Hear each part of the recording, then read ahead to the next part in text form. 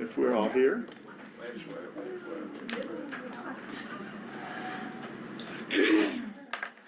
Sorry, I'm not meaning to rush you. We are still on time for another 50 seconds. Yes.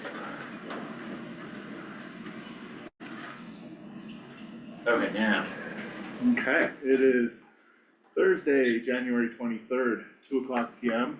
We're going to open the work session of the County Commissioners.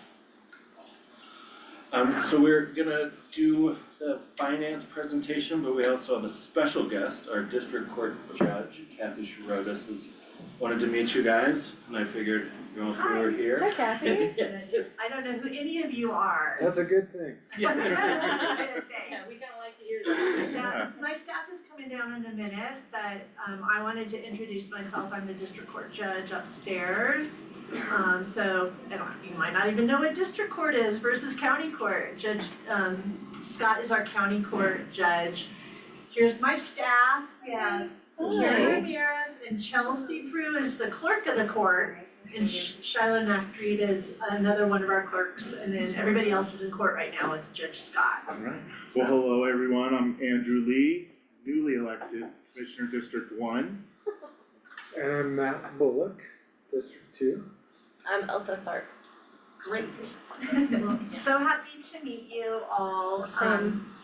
We need to work with you guys, and we're excited to work with you guys. Obviously, right now, there is a significant issue for us upstairs, Yeah. as related to the lack of heat, and impacting courtroom operations. Meaning we are very seriously talking about canceling court, because it's not an okay working environment. And I think you guys closed down yesterday. And so this is not new this year just because it's especially cold now. This is every year. Yeah. It's also every year in the summer when it gets too hot and we have too many people in the courtroom and it makes it really difficult. I think we're lucky right now we don't have any jury trials going on. We cannot have a jury trial at this time because the jury deliberation room, I think, we bought a thermometer up there and it's what? 35 degrees in the jury deliberation room. Oh my lord. Is anybody working on this? So what, Actually, Tim? after, yeah, We've had lots of email communication, but I think it's, really important for us to make sure that you guys know, because it is the county's obligation pursuant to statute to make sure that we have a place to conduct those proceedings. and Judge Shirodis after this, and do you know Michael Irwin behind you? Yes, Our public yes, works. hi. Michael's gonna go upstairs with you and talk about everything that we're gonna do in the next 12 to 24 hours. Which will be, getting the heat up there. So Michael's gonna walk you through everything up there and then I'll do the, email update to Paul. Fabulous. Yes. And Paul's our chief judge, for the district, so he's the point of contact, I'm the point of contact. I think, it's not really why I wanted to come down here today, but it's just for timely. But one of the things I'd love you all to talk about, and Chris, you can help with this, is there will be a need at some point for us to find an alternative location, like we need a backup plan. Yeah. We need when we need to close up here because something is going on, we need to have a place where we can conduct court proceedings. And so I think we haven't had that actual discussion, we sort of had, but now I actually think it's time that we have to make a plan. So that we don't get to like yesterday where it's just we have to close court. It's where we get to yesterday and say, okay, we can't do it here, but we need to do it somewhere else. And that really is our next plan of action. But anyway. Handing out scarves and blankets as people walk in is not an acceptable solution. Yes. No, and it's, I think we've heard complaints from defendants saying, I want to plead guilty to get this over with so I don't have to be in the courtroom. That's not justice. That's not okay from our perspective. So, anyway. Well, Lord, how are we gonna start those conversations then? So those conversations start next Friday. The architect and the program manager will be on site. We'll be meeting with DA McCollum, and then, are you joining next Friday? Nobody invited me, but Oh. like. I communicated with Chief Judge Stovkovich, So so. I wasn't, I get Okay. it, put me on the emails Okay. and what time? That is, How do you guys heat up a cold construction site? I know you've worked in sub-zero Is there temperatures. enough power? You guys running space heaters? Oh my So, gosh, can I tell Michael, you why how don't many you times give we've over- blown the fuses up there? yeah, Michael, All the time. why don't you give an overview of what we're doing? So yes, they are running a lot of space heat up there, Mhm. and they keep knocking breakers. Mhm. We did realize that we had some heaters that we used in the Sixth Street gym at one time to heat the gym while we were replacing boilers up there. I found them yesterday at the maintenance building, so we're going to have an outlet put on the panel out in the hallway outside the courtroom. And I don't know how noisy they are, so I'm gonna say that maybe we'll heat the courtroom up in the morning, and whenever you're not in the courtroom, we'll turn them on, so that it's always heating when you're not there, but it should be able to be in there nice and warm during the daytime. Yeah, and what's the temp there, like 52? 52 in the courtroom. Yeah, so it should bring it up drastically higher than that, because one heater heated that Sixth Street gym that we just were at. Big 240. No, actually, it's 240 volt heater, but it's only about 1.5 feet wide diameter. But it does put out a lot of heat. I just don't remember how loud it is, because it's got a fan, so. And that's an issue, Yeah, obviously. obviously, and I know that you can't have that kind of noise in the courtroom.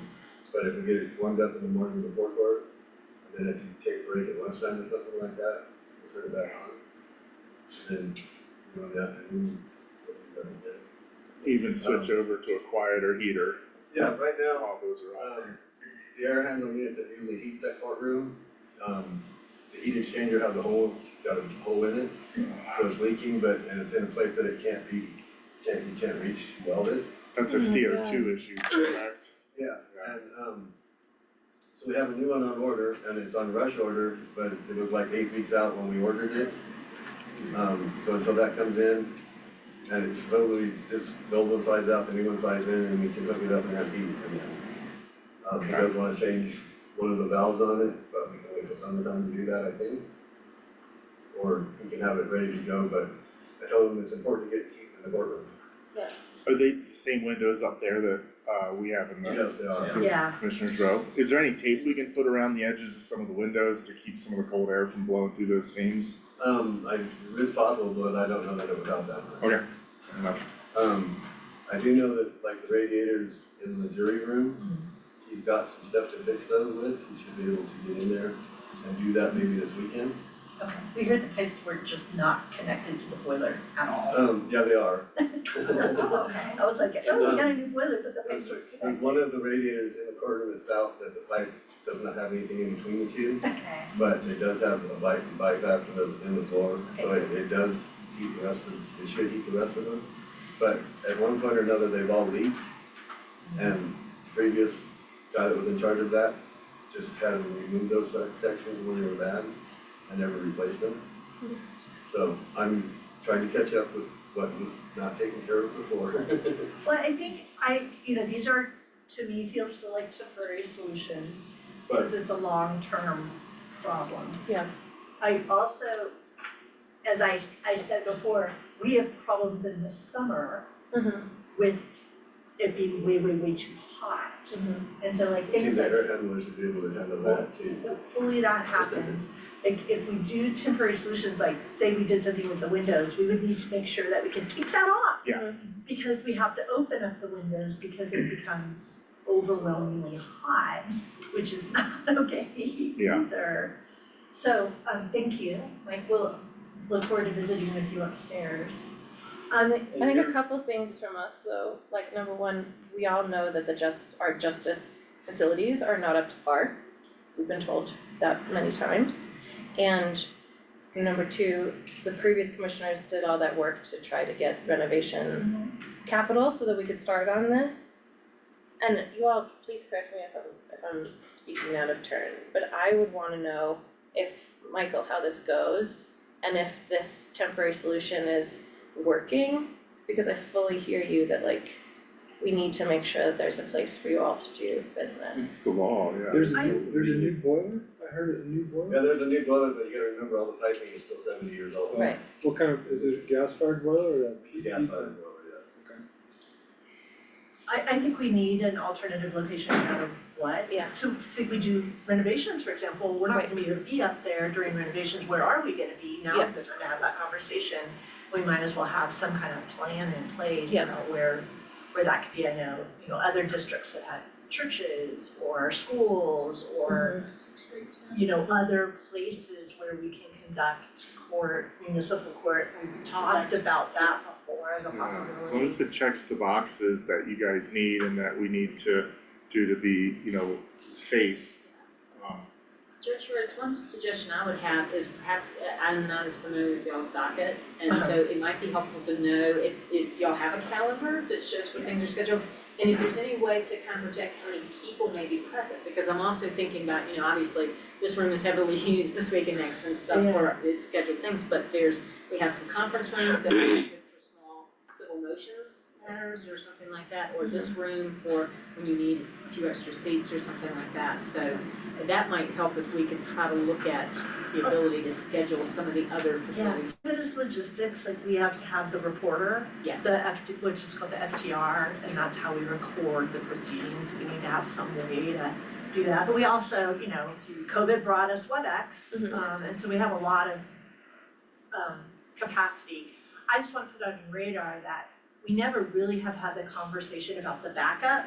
Officially, we've said, what do we do, but we've never really had that specific conversation. Now seems like a great time to have that conversation. And Tim, you're saying that next week we're doing that?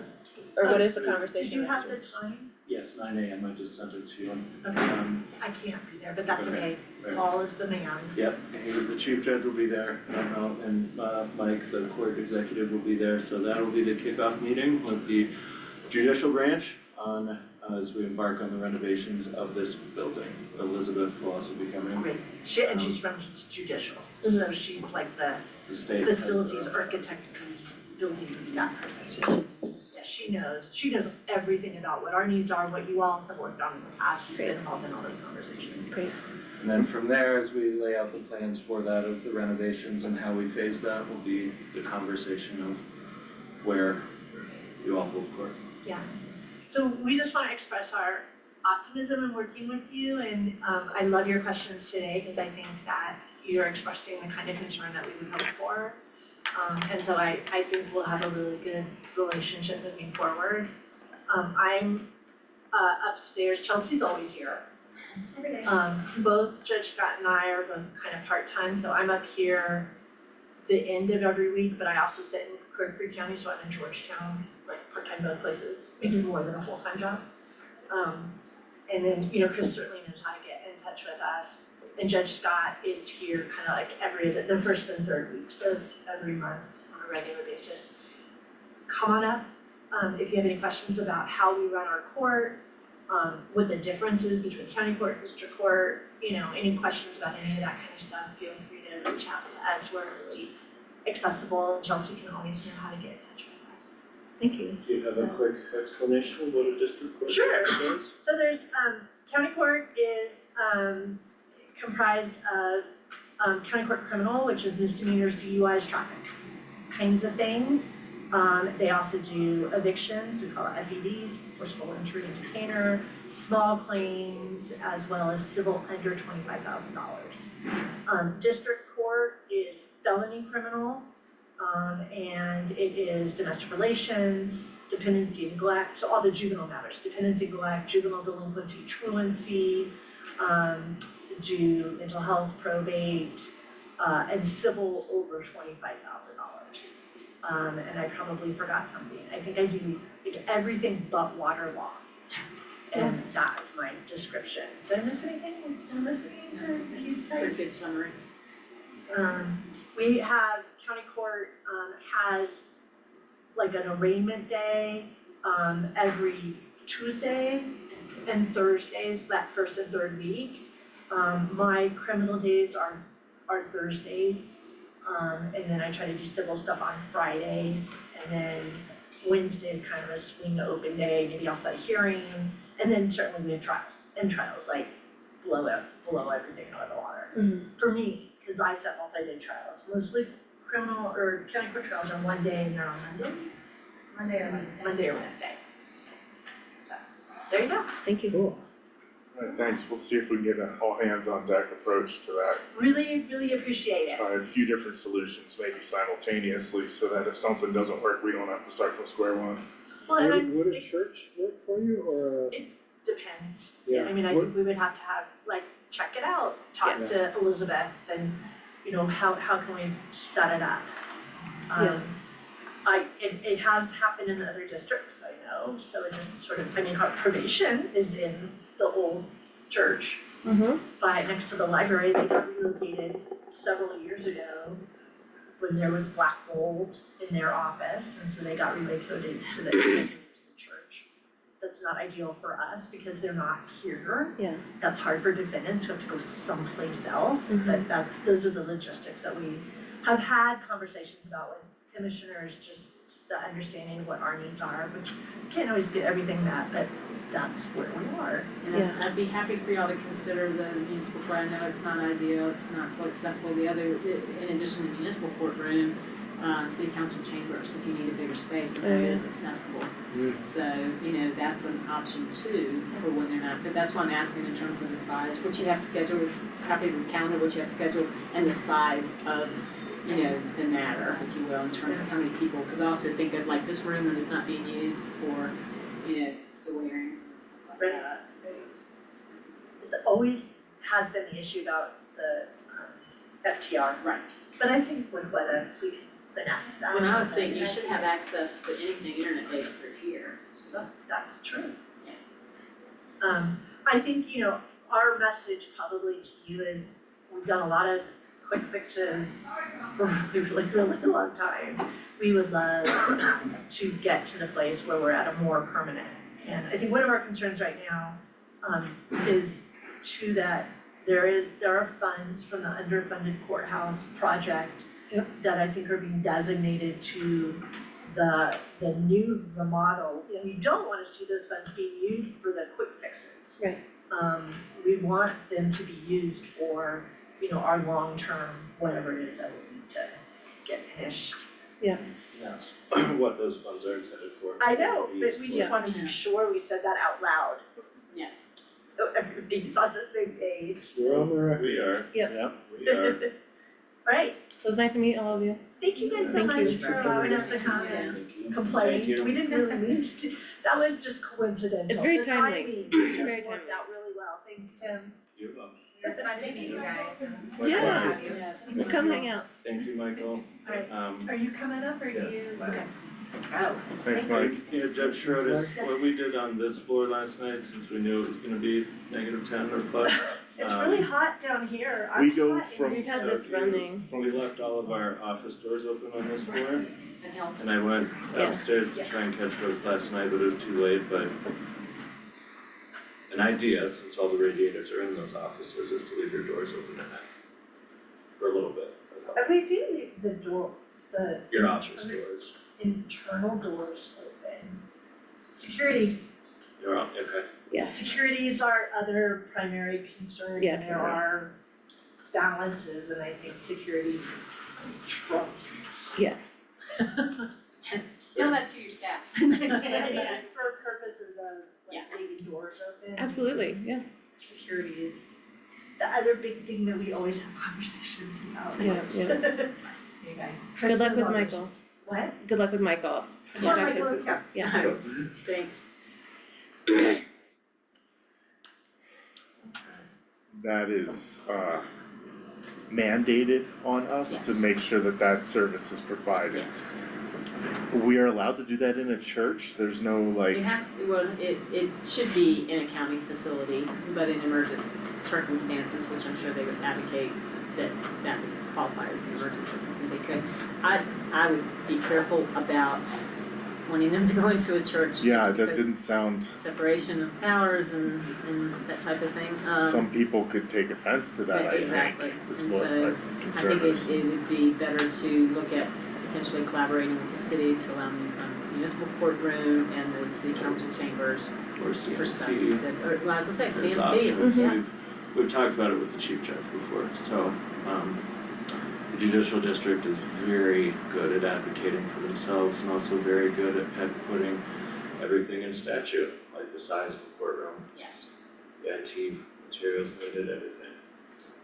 Yeah, it's one of the only mandates that require us to provide building and offices for state employees, Sarah County Police. Yes. Okay. So that floor isn't good as is, it needs more than heat, it needs functional upgrades. It's great that we finally got to the point where there can be folks coming into that can actually look at it and give realistic suggestions, because they don't, you go up there and logically you can look at the space and say, Looks just good. you can say, hey, we can make this better, just Yeah, yeah, yeah. people who aren't architects and design professionals can, oh, I can see how to make this better, but it'll be much better coming from other professionals. Yes. The state judicial district also has their own architect. Who we spend our money on our architect when they review it and request changes. Even in the instance of temporary solutions, or is that kind of, we have a little more We have, freedom there? Cause I've got a couple different ideas right now. yeah, You know, like diesel fired heaters, all we need is an external source that it can vent outside to, and Michael, we can heat that place up fast. yeah, Michael and Stuart explored all of those options. The fears with the diesel fuel to propane one, and just like any of the fumes or anything up there causing any issues. But the solution that Michael and Stuart landed on should be able to get that place toasty, and those heaters can stay on overnight. Yeah. Another thing. Electric, Yeah, so, I'm sure we'll hear if it doesn't work. oh, yes, yes. Candace, you've been so patient. Well, Or good sweet, news, yes. I kept it short and sweet because we have 8 more hours together. So history and overview of Lake County Finance Department. We were created to enable and assist in planning, organizing, reporting, and directing financial policies and controls to accomplish organizational goals and objectives. We provide essential accounting and financial services to county operations, so these would be, in our next meeting together, I'm gonna go through each of these, kind of with a fine tooth comb and like explain each of these processes and what we do and what your role is in each of these. So accounts payable, that's, where invoices are received, vendor payments, and we would make those payments. Payroll, is handled in finance. So we have a payroll and benefits coordinator, so we have a lot of coordination with HR and understanding what they're bringing in terms of benefits in order to execute the payout of those and the reporting for taxes. Financial and compliance reporting, and then kind of the other arm of finance is the budgeting piece. So there's kind of the accounting arm, the budgeting, contracts, and procurement piece of finance. We serve all departments within Lake County across 29 active funds and 1 GASB adjustment fund. And GASB adjustments, those are adjustments that our auditor will be giving to us. They're specialists in GASB adjustments. It's kind of the, we have financial statements and auditors come in and they look at every fund we have, anything that runs through our finance department and the county as a whole. So even though we aren't necessarily handling everything that the clerk does, they fall under our purview. Same thing with the treasurer, we have to go get information from everybody and then they kind of do a holistic financial statement for entities that aren't necessarily under our control when they do those GASB adjustments. We also interact with the community to provide timely and accurate financial results of county operations and business activities. We post all of our monthly reports by department on the website. We post our audits on the website. We post all of our financial policies and procedures on the website. We post payroll reports twice a year on the website. Excuse me, that's incorrect. We publish them in the newspaper, they're not posted on the website. Additionally, we interact in terms of any core requests that we receive, especially if they're fiscally related, once they're vetted by Chris to make sure they're legitimate requests, then we are responsible for providing those. Ultimately, we also serve the community by providing financial analysis to departments. We work with each group to help them create their budget, which can be really overwhelming when you're a director and maybe finances aren't at the top of what you do every day. And then we also work with county management to provide guidance when they're trying to determine if grants are gonna work for their group or not, to make sure we actually have the matching funds as a county to help them get to the grants that they would like to execute. And then we help you guys by providing additional information for projects that we're looking at, as you guys ask us for information. Currently, we attend the BOCC meetings, and the City of Leadville meetings when we're asked to in a support capacity. Next, please. Sorry.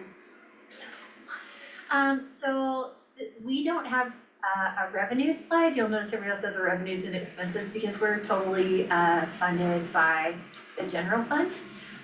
We don't charge people for our services. Other expenses are pretty low for us, as one would hope, that people in finance know where things are going. Occasionally we do have items that pop up that we wouldn't want to park in one of these other categories that are like a one-time expense. Our biggest expense is personnel, and you'll notice that that number dropped for the next 2 years.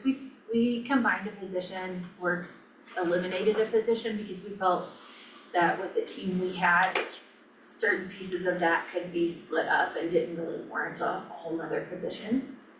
Our professional services budget, I'm very excited to say, will be dropping over the next few years. I think we wanted to give a safety net in case some odd things came up. We do work with CBS accounting, and so right now, part of our professional services, CBS accounting has helped the county get their books closed for the treasurer's office, but then also for ourselves. And we pay for out of our professional services budget for DHS to have any of their, like when they reach out to CBS accounting for assistance, that comes out of our budget too, which is totally fine because we also have to make sure DHS is closed for ourselves to be closed. Other services we pay for, that's primarily our Tyler accounting service. So that's the platform we use for all of our accounting. It's also a repository and grants management system for contracts, which apparently we started with Tyler Accounting during COVID, and we piloted their cloud-based system and didn't get a full implementation from them, which is understandable with COVID. So I know that this last year we brought out a Tyler rep to do a full training with our staff, which is awesome because we were really underutilizing that software just for lack of understanding how to use it. And I would like to do one more training because I wasn't here for that training, and we also have a few of our other departments who would really love to be a little bit better trained. Supplies, we provide the paper and any other office supplies in the annex huddle room. Sounds like everybody went back and forth about who should pay for what, and I think it just landed that most of us are in there, so finance just took it over because it was easier to say, we'll provide the paper. And then training is a big thing for me. We have awesome staff who are very excited to learn and continue to grow, and we really want to challenge and retain those employees. None of our employees have been members of CGFOA, which is the Colorado Government Finance Association officers, and I was really excited to have both of our accountants join that this year and sign up for mentors through the program. I taught for 10 years before I moved to finance, so people growing and learning is important, so that's a big piece of my training piece right there, is I really want to support people in continuing to grow. counselors to retain. And so they just roast people. Next. Alright, so we've got some short-term goals. I will say that a lot of these goals were, I think, established for the finance team before I really joined, and some of these are still goals for us, but I really wanna work with my team and have been over the last few weeks to collectively come up with goals that our team created together so that it's a little more meaningful for my finance team. So while these are, short and long-term goals that are current, you can expect to see that some of these might look different. We've only been together a couple of weeks over there and I'm still getting to know everybody. So short-term goals are definitely to increase the accuracy and reliability of the financial information that we're providing, especially internally and externally. To retain staff knowledge by decreasing turnover. Almost everyone in our department is new. The last two finance people were here less than a year each. Improve communication and financial support to all Lake County government departments. To standardize our business processes to close monthly, quarterly, and annually so that we know that the reports we're giving are accurate, reliable, and scalable. We secured a 5-year external auditing firm through DMC accounting firm or auditing firm, and that was completed on the 5th of November. They're very rigorous, which I love, so I'm really excited to work with them. And one of the owners was a former county finance director, so I really love that we're working with auditors who understand small county finance and that we can ask really specific questions to and of. And then to improve our financial reporting by implementing project-based accounting and positional budgeting across the county. These are two really important features of Tyler that we haven't really understood before. I think just that missing piece of training. So project-based accounting will really help us start to track our grants a little bit better in a way that people can pull the information related to their grant and understand. And then positional budgeting, right now when we're trying to decide what we will do in terms of salaries for the next year, there's a lot of spreadsheets involved. Versus once we get the positional budgeting module really working correctly and set up through Tyler, it will let us run different scenarios within a matter of minutes to figure out, okay, what can we do, what's the best case scenario, worst case scenario, depending on the funding that we receive from taxes and from the state. We can kind of do that without someone having to create a very massive and complex spreadsheet that we're constantly changing. Next, please. Long-term goals. We really want to lower external consultant usage, to lower department overhead and services and professional services. The goal is by 5% each year. I think we probably can do better than that. We have a really hardworking staff and feel like we've got a good plan in place to kind of hand off a lot of things we were putting out to external consultants. Further the implementation of Tyler ERP Pro, which is our accounting system. And then we want to continually be improving our audit performance, grant management, and contracts and procurement management. A big part of this is policies. I know nobody wants to see findings on an audit, but honestly, I would rather see a finding in an audit if it directs us to do the right thing going forward than for the audit to be very nice to us and then we just have problems that are continuing on, which seems like our previous auditors were not very rigorous. So it allowed us to make some really big accounting errors that just got pushed forward, and I really wish they had said, no, this is wrong. Because we have paid for it, I think, these last few years in consulting overhead. 2024 accomplishments. We did a project with a company called Bailey, and this occurred before I came on, to clean up the chart of accounts and start to map treasurer's accounts to the correct accounts in Tyler. That just means whatever's happening on the receiving end of money side is also happening on the documentation side within the same accounts. We had no separation of duties. A lot of people don't think about the fact that if there are two people running a finance department, they're doing all of these things. The person paying for items shouldn't be the person receiving funds, and they shouldn't be the person reporting on what came into and out of an organization, and then also be the payroll person. When that's one or two people, that's when really the opportunity for fraud to occur can happen, because you just cover yourself in the reporting and accounts payable and receivable because you're the only person doing it. We created finance policies and procedures, the P card, travel reimbursement, procurement and contracts, grants, cash fund, and general fund reserve policies, and our overarching financial policies for the county all just happened in July. And big things that we've done are to clean up the P cards, like canceling cards for people that were no longer with us. I've been really diligent about auditing purchases and reaching out when I see purchases that don't make sense to get some clarity or say, no.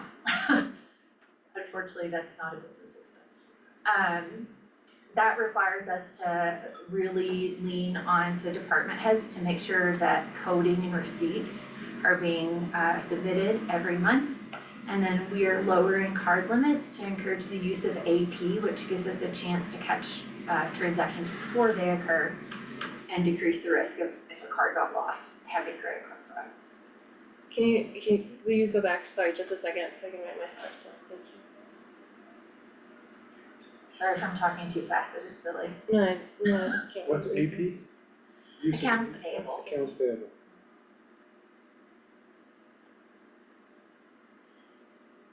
While she's writing real quick, I was gonna go back into yesterday's stuff to refresh myself what Yes. GASB was. So General Accounting Standards Board, Okay. they kind of set the standards for how those types of entries should be recorded. And so they issue guidance every year and they say, okay, if you're a government entity, here are your new requirements, or they may take an old requirement and make it more rigorous or determine it's not needed any longer. I remember yesterday you said you were gonna use that term a lot, so Yeah. I was like, oh, I feel so bad for forgetting that already. It's okay, there's a lot of acronyms in there. Swimming in acronyms.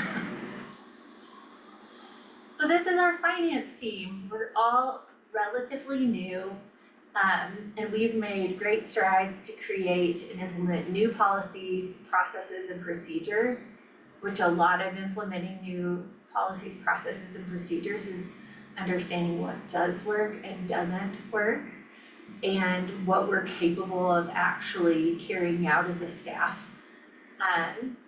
One of the big things we wanna do this year is start to work with other Lake County departments to streamline the flow of information, create budgets. This year we met with every department head to help them create their budget, and also to start to understand what we can be doing in monitoring revenues and expenses alongside them to help them with their reporting. Which a big part of that is us knowing that a grant exists, that money's coming in for the grant, and that expenses related to the grant are going out. And I think a big piece of that is improving communication. So our team, I feel really excited about the ability to start meeting with department heads and have a better opportunity to communicate, because it seems like a lot of the issues that have occurred in the past were just a big part, and part of that is just not having a great communication between finance, which can be confusing and overwhelming for a lot of people, and just having a real conversation to make sure that other people understand the information they're receiving from us. And this is our org chart. So I am directly under Tim, and then Will Einhoff is our deputy director. Underneath, honestly, I know Will is right there underneath me. Will and I really kind of co-manage our team. I like to think we all work together, and I really love that. We have an accounting and reporting specialist, two accountants who are not on the AR or accounting and reporting specialist side. They're more on AR and contracts. a grants administrator, and then we have a payroll and benefits coordinator who does all of the payroll and works with HR to understand the benefit offerings so we can put those into running the payroll correctly each month. I think that's it. Thank you. Do you guys have any questions for me? Do you feel like that 7 people is the right number for that department? Well, I'm 6 weeks in and it seems like we have a whole lot. I A do, whole lot of people. no, a whole lot Whole lot of to do. disaster to clean up, quite honestly. Yeah. But I do think that it is the right number of people. I would like to get to know my team a little bit better to understand everyone's abilities and gifts and things that they enjoy doing, so we can have discussions about our second accountant is very new. There's just a really overwhelming amount of work for one accountant. And to understand the balance of what's the best use of each accountant's skill set and the best place to use each person in a way that they'll be challenged but also still be able to grow. So you would not believe the sheer number of things we are cleaning up. Sometimes it feels like 7 isn't even enough.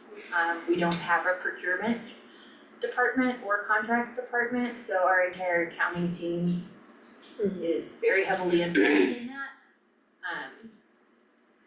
I think we've got it. I think we just need to have a little bit of time to the cleanup piece while still doing our jobs day to day is a huge responsibility and a lot of work. And it feels like my team's a little exhausted. Yeah. So I would love to support them and get things cleaned up so they're not so exhausted. And that's the component that I have questions about, or just I'm curious if you foresee in the future, once you're cleaning, and I keep hearing this, eventually you guys are gonna have systems in place, you're gonna have everything implemented. Do you still feel like it will be the same workload for you guys, or that you're gonna find more tasks to tackle, or how do you envision that? I do, especially from our contracts management, so I'm actually very glad we're having this conversation. So when you guys get asked to make agreements and you're making agreements, a lot of those have a lot of fiscal implications, and right now those agreements have been emailed back and forth, and so every agreement you enter with another entity that involves an exchange of funds in any way becomes the work of the finance department, whether you recognize it or not. And so every time you say that another entity is gonna pay us $5,000 a month to do XYZ for the next 5 years, someone has to own that, and it's us. And that is huge when you think about the sheer number of intergovernmental agreements. And someone has to be diligent to go and collect those funds, and so that is a huge undertaking. And quite honestly, the accounting department historically hasn't done that. Like matching grants too? Yeah. Yeah. Where you commit to it, but you don't have to pay till a certain time. Yeah. And everybody forgot about it or wasn't tracking it. Yeah, and then you have to go and claw those funds back Right. with little or no documentation. Right. So there is more than enough work after we clean up what we're cleaning up for quite some time, I would say. Well, good Thank job, you. Candace. We Thanks. appreciate We're it. so grateful for you. A lot of Please those things were, have been issues and were issues in our campaign, so you're making us look good. Well, we're just gonna ask for some grace because I am brand new and I'm still tracking down, agreements and doing my best to really encourage and support my team and meet with other departments to get them what they need. So I I'm hope you can set excited, an but- appropriate pace that like That's what it that allows That's what I'm like, Give if you yourself guys could some just give me a grace. little bit of time, Maybe, it's not gonna be yeah. fixed tomorrow, but I am really hopeful in like the next 2 to 3 years, we're gonna really have a great finance department that can provide constituents and departments with the information that they need and know that it's reliable. And I think, like I said yesterday, this is just information that if I can be able to present to the community, it's gonna build a lot of public trust between what's happening up there and, in some of these newer, bigger departments that I think have been concerns raised to us when we were campaigning and approaching this whole thing. So, I'd love to learn how to explain this in easily digestible terms to the Yeah. community. I am happy to do other work sessions with you guys. As I said before, I've taught for a very long time. Yeah, cool.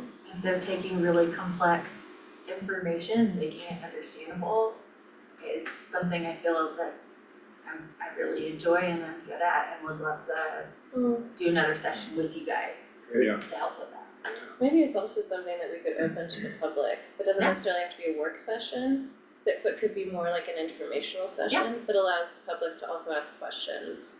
So that also we don't have to be the holder of all this information, and people who have different understanding can ask deeper questions from an Or expert. if the communications department has any other ideas Yeah, that we totally. could ask for input on. Yeah, we can utilize your teaching educational abilities. Mhm. Thank you, Candace. Thank you. I'm gonna go get a little Okay. bit of work Yes. done since I'm kind of. Yeah, sorry. She's been waiting patiently all day long. Thank you guys. Thank you. Assessor Wadsworth? Oh, you. Okay, I'm gonna stand up because I didn't do all that fancy stuff. I'll start with, I was hired by the prior assessor in July of 2023. First, I'll tell you my history. Okay, so I'm born and raised here, went to high school here, and in the 80s, nobody stayed. It was hard growing up. I saw half my class move. I graduated in '89. I probably wanted out of this town more than anybody. Couldn't stand it. I mean, I was never coming back. Joined the Coast Guard. Never could come back. Well, that took about 4 years for me to realize home is awesome. And I came right back here.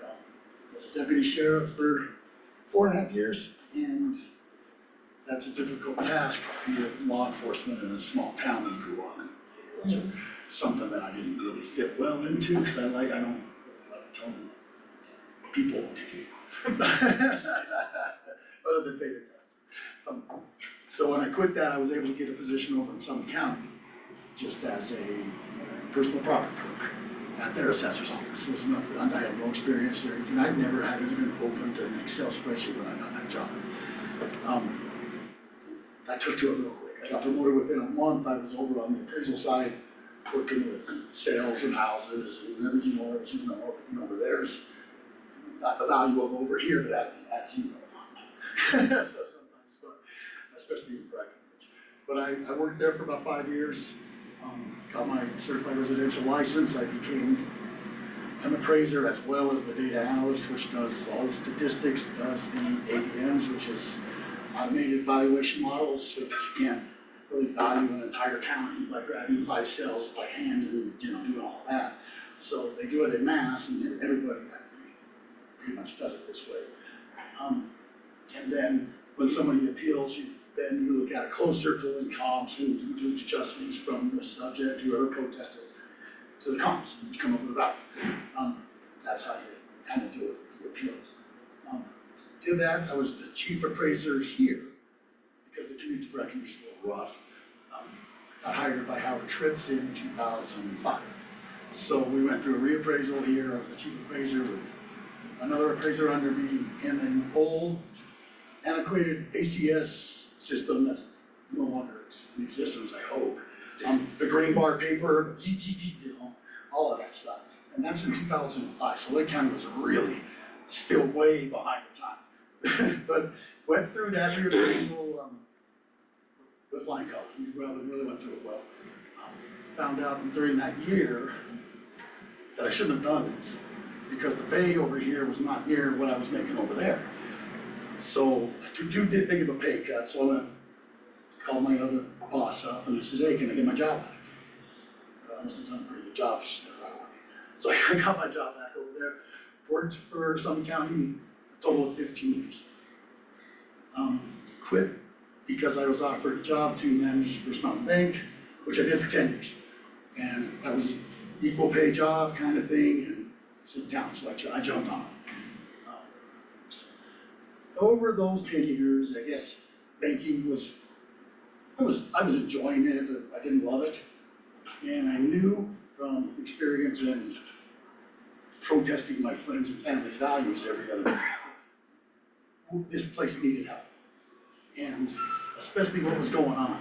I don't really need to get into all of that, but I was hired by Miguel and I started on July 15th. He resigned 3 days later. The entire staff quit. And this is the worst reappraisal cycle in the history of the county or the state. We saw a lot of values go up, so we're in 2023 and everybody's, this is crazy. Well, when I came into that, Annie's the only one that's still there, she stayed with me, I can't believe it. She's the best.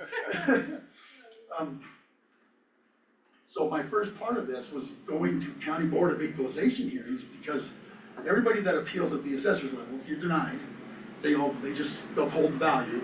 Your only recourse is to further appeal or just say forget it and you're gonna pay the tax bill. There was record amount. We had week upon week of DOE hearings that we started at 7 in the morning and we would go till 6 in the evening. I was coming into this room defending assessor values of sales that I didn't even have any part of, looking at or certifying or any of that stuff. I didn't know if they were good sales, bad sales. So I had an Excel spreadsheet with all the sales and a ruler and a calculator. I would sit here and try to defend the assessor's value, which I found out really quick was not possible. Yeah. It's horrible. It's like nothing I've ever seen. So more times than not, I was siding with the person that protested their value. We had to go to an alternative schedule because I was alone. We were out of compliance by the state. They were gonna fell us for vacant land, housing, improved, all of it, because everything was done wrong. Even ag land, which is given to you by the state, had to do with $1 per acre, still messed that up. But anyways, those kind of things I had to clean up. And during the CBOE hearings, though, this really helped. I saw what trended, what people were doing, why they were going to the CBOE. They were strong, you feel strongly about your value being wrong if you're gonna go further on. Well, I tried, they denied it or whatever. If you're gonna go that level, usually you need to look at it closer. And it's real easy to realize that homes that were extra large or categorized wrong with condition, those were the kind of properties that were overvalued. 40-acre parcels all across the county were way out of line. They were $750,000, $800,000 value on those, up from $150,000 a year, the 2 year prior. There was no sale to justify that, but there was 40-acre sales all over the place for $250,000. I don't even know where they came up with this stuff. But when I would fix the properties at CBOE level, we would stipulate with them and we would agree to a value, they come and sign these papers and the way they are, I would look at the area and fix the properties that were similar to the people that protested, lower their value as well. Nice. Because one of the things the auditor does is make sure that you're not just valuing the sales this way, that you're valuing the tax roll the same. And they would, if I didn't do those sort of equalization things, we would have failed the audit because the sales would have fit, the tax roll would, But I had a lot to do with that. And then the final hour, December 15th, I think, is the deadline to certify. 3 days prior to that, when they were gonna order a reappraisal for the whole county, which would have been a mess. When the reappraisal happens, very rare, they send a team in, or the state comes in themselves and reappraises your county for you. But when they leave the jail. Yeah. Okay, oh, that's nice. So entire year's worth of your work. Yeah, well, that we get somebody, I don't paid for even know here. what that would cost, but somebody told me it'd be over $750,000. I very, very narrowly knew that. Yeah, thanks. One of the things that I did find out that the stuff that was getting sent to the auditor, or was being planned to send to the auditor, let's just say it had different numbers than what was in the system. There was some sales that were validated that shouldn't be, some were discounted, that should have been good sales. I had to redo the sales file with the auditor on the phone Oh my God. for a week. Man, it sucked. I mean, fuck that auditor, I love the guy, I've known him for a long time. He said it best when he first talked to me. He goes, you jumped into a house that was on fire without a hose. But anyways, we were able to get through that. And so we're into 2024.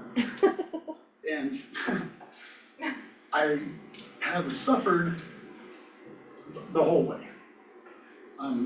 Everything that I'm used to with the software that I have over there is nothing like this. Values are stored in a different place. And you're talking about Tyler, Yes, that's important based on Yeah. Candace's. Yeah. I think Tyler's really nice because it's pretty, it has the photo of the house right there with it and all of these other things. But for when it really comes down to value, it's insufficient, I guess. I can show you something. Can I erase You this? can erase that, The blue in the middle. Where's the blue part? the red. This guy? Yeah. Okay, this is how Tyler deals with stuff. And this is one of the reasons that Lee County is so jacked up. And I'm just being honest. Yeah, bro, what's going on? They are stuck, a CAN system like this, they do $1 per acre for land value, or a median dollar per square foot for housing. So when you're valuing properties, you get all your sales, first thing you wanna do is improve sales, you have to extract the land component from that sale price. So then you're left with a building residual. You know what the land value is, this is how much for the house, you gotta model that, you do them separate, add them together, there's your value. Tyler does everything by $1 per acre. So that sounds fine, you know, you cut the county into these little pieces, because that $1 per acre matches the state's gonna be way different than this $1 acre, and then that stuff down at Twin Lakes, that's gonna be different. So that's how they handle it, and they call it neighborhoods, even though that's usually not how neighborhoods are done. It's an economic area, the neighborhood's bigger, like my neighborhood would be Silver Hills, Four Seasons, Masters, right? Yeah. Now, if you did that here, you'd have such different land values because the acreage in Silver Hills is way smaller than the acreage where we live. Yeah, I mean, we got a house So- around the corner that's Yeah, trying to exactly. sell So for the- 1.6 And and that's what's jacked everything up, is because we're doing things on $1 per unit. And I'll show you what I mean, really good example is this. And let's say this is sale price up to 140K. And this is down here is about 50 per acre. This is what I had to do in Panarch, that stuff that faces the lake. And over acres is, these are all 0.5. But, so they kind of did this. And let's do the time here, this is the beginning of the time period, and this is June of 2022. So that's your appraisal date, right? Everything gets valued how it sits on this day. And you see how these kind of go up like this? And there's one here. It's not a perfect thing, I mean, Yeah. you know, but they all valued everything at $70,000 a lot. Which is about halfway, right? The state of Colorado, you need to time trend yourselves. You have to show what these properties would sell if they sold on this day for appreciation. If we were in a down market, this would trend the other way, and you would do a deduction per month, right?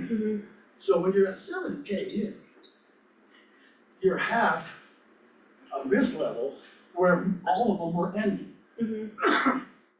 Throws you through the whole thing, I mean, out of whack, because they didn't account for the time trend correctly. So the ratio that they use is 70 divided by 1/4. We have values, so we're half. You're saying Tyler did that?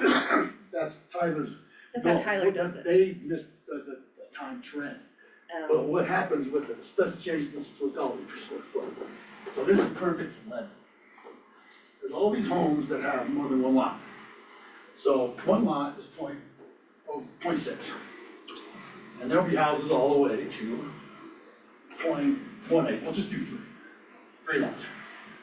If you do $1 per acre, which is 850,000 an acre, because the lots are so small.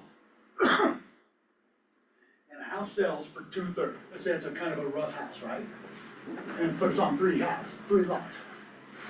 What's going on is you take that 85,000 times 3 units, and the land component's gonna be, it's gonna be like, I don't know, it's gonna be way high, it's 850,000 times 0.18, so 20% of that is. Well, it'd be like, you know, in reality, it'd be about 200,000. Yeah. So you take the $200,000, half of that, your building residual's 30. Try to fit $30,000 for the improvement and make that sale price that your value match. That's one of the problems with $1 per acre. And if you're in E Hill, there's 5 lots, or 5 acre lots, sorry, and 13 acre lots. So you have a bunch of sales for 230,000. Does that mean that 13 acres compared to the 5 acre ones are 230 plus 230 plus 120? Well, no, because you're gonna value things at $700,000 for, there's a curve to that. It's a diminishing return type thing. So when you're setting those values at $1 per acre, you inherently always value the land that's large for a certain area overly. You're coming in too high. Yeah. There's no way around that entirely. It's gonna throw your statistics off, it messes up your improvement component, like this 30 grand. Like, how are you gonna model that? So what you do is, because you're stuck with a $30,000 improvement value, you're stuck with that sale, because you're analyzing sales to make values for everybody else. 30 grand is not gonna buy a house, it's not even gonna buy a garage, really. So that is why they discount a lot of sales, and this causes, Tyler caused a lot of this. Because what happened with the staff before me, and I can't really speak to it 100% because I wasn't here. They have their model built in the system for you. It's hard to change it. I did make a change to it once. They called me right away, wondered what the hell I was doing. So if I see something that's overvalued, for me to go into that system, change that factor to whatever, it's gonna spark a phone call. I'm not allowed to do that. So it's kind of crazy, because I used to be a regression analyst over in Summit. I actually worked for Laredo County for a while too, and that's a big county. So it's really hard for me to kind of swallow that. And it's just not gonna work, you know? So this year, after all of these problems, I was able to engage a CAMA company, CAMA software, which stands for Computer Assisted Mass Appraisal. We're gonna send them our sales data, and they'll crunch numbers, which I don't really like that, because this is the county I grew up in, these are my sales, I know this place better than a guy sitting in Florida, or wherever, I don't remember exactly. But they're using AI techniques to account for differences in size of things, topography, that sort of stuff, that we would track that information in Summit or whatever, because I would get adjustments for it. Like those ones that I was talking about, where I raised their value, they all face the lake. If you're in 1A at Panhard, they're selling for $30,000. So you can't value them all the same based off of these special features. But those special features have never been captured in Tyler. I've added them now, but there's still problems with just doing things like that way. Because if you do like Panhard, that ones that face the lake, I showed you there was one down there that was really low. Down Hope Drive, at the very end, there's this big hump. And the sale that was blocks the view of the lake sold for a lot less. So, but this Tyler forces you to use these little tiny pockets. So those homes, no matter what you do, that land on those lots on the end, it's 5 lots, is gonna come in too high. Unless you account for the view being inferior. But having said that, you're also limited to one land lot. So whatever value gets or deduction you put on those homes for having a little bit of an inferior value, it's gonna be the same deduction all the way across the county. What would your solutions be if you could, in a perfect world, would In we a have a perfect world, with different the problems I software have, for you? I wanna have Tyler all the way. Okay, can I Just ask a have- follow-up on that? How much, do you think the cost of a entirely new software for you to work with would offset the inefficiency that we're experiencing? Like, you almost can't do your job, like, you know, you're trying to get stuff done, but you've gotta go back and change everything after the fact, because Tyler is going off cost per acre per village area, Yeah. which is screwing everything up. So, you know, would the efficiency gained by switching to a new software system offset the cost of the software system, in your opinion? In time it would for sure. I need to change all these things, and I have spent more time fixing, not even fixing our data. I thought at this point right now, I would have a lot of this stuff cleaned up and I'd be ready for 2025 values. And I'm still gonna be way an improvement over what I walked into. There's no question about that.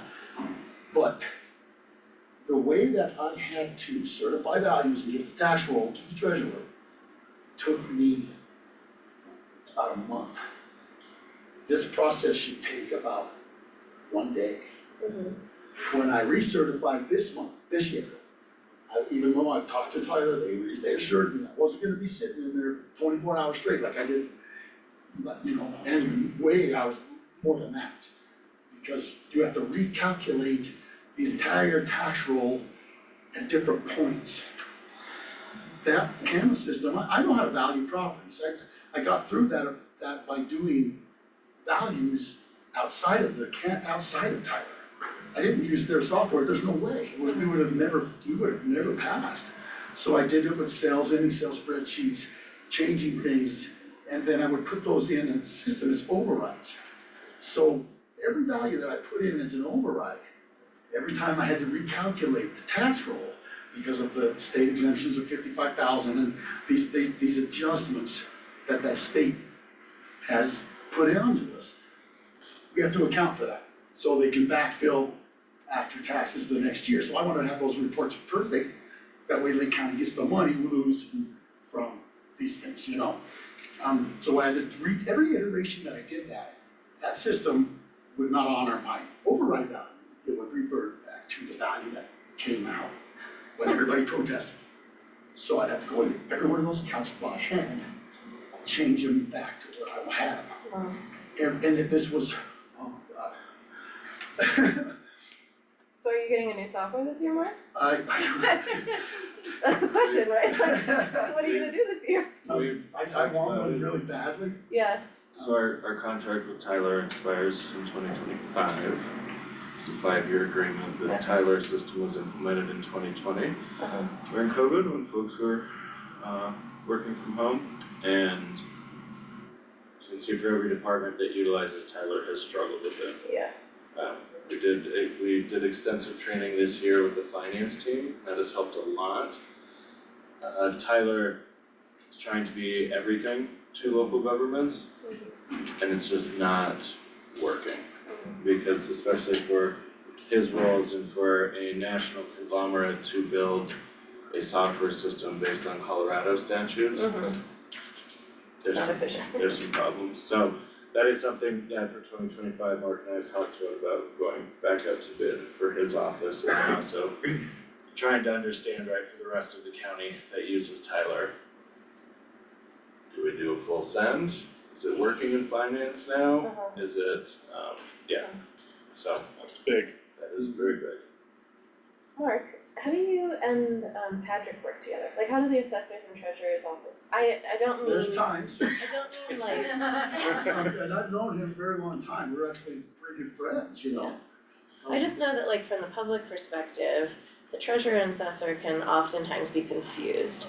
So I was just wondering, especially around assessment time, Yeah, right, or tax paying time? when it's time to deliver the tax roll, Yeah, he's a nervous wreck. I bet, I know. The 2003 certification took me a long time. I got that done the day that was due. Uh-huh, This year I delivered the tax roll to him on December 22nd, and it was not actually due until January 10th, wow, and he was still freaking. But he doesn't have much to do with that. I value the properties, I'm the one who puts the mill levies in that all the taxing entities give me back based off of the values that I send them. Calculate taxes even, and send this whole package over to the treasurer who he can review it, kick it back to me if there's an error, which that did happen this year. I had the wrong mill levy in there for CMC, so I had to do some changes and then give it back to him. But see, that's a good thing that's in place like that. yeah, And away he goes, you know, but so he stresses a lot more than he should, I think, because maybe because of the way, what I walked in on, and maybe he doesn't trust me, I don't know. But that relationship, we have a good relationship, we can still laugh about it. well, and also it takes time, right? Oh, yeah, To sure. build that, especially after the mess you inherited, Oh, gosh. yeah. Yeah, and it was very difficult to do that, answer the telephones and all of this stuff. I mean, Nanny and I had the worst 6 months of my life. I don't know, honestly, I don't know how many times I was just gonna walk out. Why did you rerun? Why'd you run again? Because I figured, you know, I'm 55. Oh. I wanted to do this in 2006. I ran against Howard. Oh, And of course, you know, it's gonna be kind of tough to be the guy that's sitting in the office for 20 years. Totally. But I gave it a shot and I lost. Yeah. In the primary, so that's why I went back to Sunday. okay, But I've always wanted, and I figure, you know, I want this place to be better. The thing that drives me crazy is seeing people's values. Every reappraisal, there's two homes that are almost right next to each other down the street, and this guy's got 450 as a value, and this guy's got 780. yeah, I mean, they're not even close. yeah, Because nobody's getting in the field, they're not inspecting the properties, and now I can understand why. I think Lake County's really missing out on an asset by not allowing me to be the appraiser too. I don't have the time, I'm doing cleanup or fighting with Tyler over all of these things instead of doing my job. do you have a separate appraiser then? I have Or- the staff total, that's supposed to be 6. Oh, I think I've obtained that one time for about a week. In that thing, filling an appraiser position in an assessor's office seems to be really hard. I must not be doing the correct, I don't have a lot of applicants yet, really. A few times I've just played default. Oh, they applied, let's do it. We'll take somebody with no experience. And I think that the reason I think about that as not a bad thing is because they hired me in Sonoma County with nothing. Within 2 years, I had a certified residential license, I was doing regression, but I loved it. I'm not finding that kind of What about former folks who work in the assessor's office now that there's a turnover of leadership? Do you reach out? Those guys all quit and they left the state. They all left the state? Yeah. No, cause Stephanie was in the assessor's office, Yes, Yeah, so Yeah. except for Stephanie, everybody Stephanie's left. working. Yeah, okay, Yeah, just I curious, just have some reservations about that. yeah, Do you think we're losing out on revenue to a degree I by, don't know about revenue, but what we're losing is the public not receiving values that are fair and equitable. yeah, That's the Yeah. thing that drives me crazy, because it's not that hard. This isn't rocket science, it doesn't need to be that complicated. But the tools need to be there to do things other than just a straight, maybe that works fine in somewhere in the city where the view doesn't matter, topography doesn't matter, access, because everybody's got access to their subdivisions. But I'm valuing stuff up in the mountains you can't get to. yeah, And that shouldn't be done on the same sort of value, you know? So it's just, and there's another thing that it doesn't do, is it doesn't take a sale snapshot. So when somebody buys a vacant lot, they build a house on it right away. That sale goes away, I have to do that, because that system doesn't take a snapshot in time of what that property was when it's sold. So if I have any changes that are made to that, it takes what's in current. It takes one in our system now. So I'm looking at a sale ratio, guy pays $30,000 for a lot, value says 250. Well, that's because he put a house on it, but that mixes up our sales ratio, it makes the audit look like it's really far off when it's not. Though, and everything that seems to be doing double data entry or triple. One of the problems, I was late this year for the certification by month. Even though I was told that it wasn't gonna take me that long to do it like it did last year. The reason I was so late is when I went to certify, part of the certification is you report to every taxing authority in their area what new construction total was done. Well, their value tracking does everything but value tracking. So we have to go into every one of those accounts that have new construction on it, fix those records, and recalculate all of that. I had a huge number of abatements that I had to do because of the override situation. Just when I thought I had it all fixed, sent the tax roll to Patrick, guess what? They were taxed on the value that they received in May. Because of, and I can't use their system to recalculate values because it was wrong. So I had to do it outside of, and all those abatements that I had to do, so I had to refund all these people ungodly amount of money. Yeah, So it really jacked up the tax roll. That's where we're losing revenue stuff, the time and I can't believe that the public even voted me back in after that happened. what do you think would be the most effective step we could take to make sure people in this community aren't being overcharged for their property values? Well, having a system in place, like right now, somebody protests, I can't go in there and say, pull this comp in and then do a grid. I've never heard of a software company that does assessment or appraisal that doesn't have that capacity. That's a joke. Yeah. I mean, you're required by the state of Colorado to value residential property using the market approach to value. But we don't have a comparison tool. It's just, that blows my mind. So new software for 2026 is gonna be crucial. Can you make it one more year or do? I'm gonna have to, but that's why I got a Canvas system higher. Yeah. Getting those values from them and the tax roll put back into our system so they can be taxed on is a concern. Because the way I have to do mass updates now is generate a list in Tyler. Take something out of Tyler that goes back in it, in like a whole subdivision. I change the access to paved, something like that. I can do it in mass and it will do it. But if I just make a list of account numbers and say, change their value to this, it's not gonna work. Tim, can I ask you a question on this? If he does move to a different system, does that mean that the entire county is gonna need to, or would likely need to be changing as well? Or can he have his own operating system and then just plug the numbers into what works for the rest of the county? He can have his own operating system or the software, the CAMA to do that. It will still just talk to. Yeah, and part of that RFP process is ensuring and working with, the bidders on that they can do all of those things and meet those requirements. We've gotten much better at Lake County on vendor management. Yeah. Just consistently reminding staff that vendors work for us, not the other way around. So we have gotten better at that, although Tyler doesn't like Mark. No, they got. But Mark's not the only office department's had issues. Yes, but yes. Is that something that we could approach them from like a statewide angle? Like, hey, you guys are Mark not has tried that. There are other counties that absolutely love Tyler and they say, Mark, what are you talking about? Yeah, So, not over the mountains, I don't think though. Yeah, that's. Well, Eagle County, they've had that system in place for so long, and I really venture to say, there cannot be an assessor that came into that Tyler system that has worked with a different one prior and love it. There's no flipping way.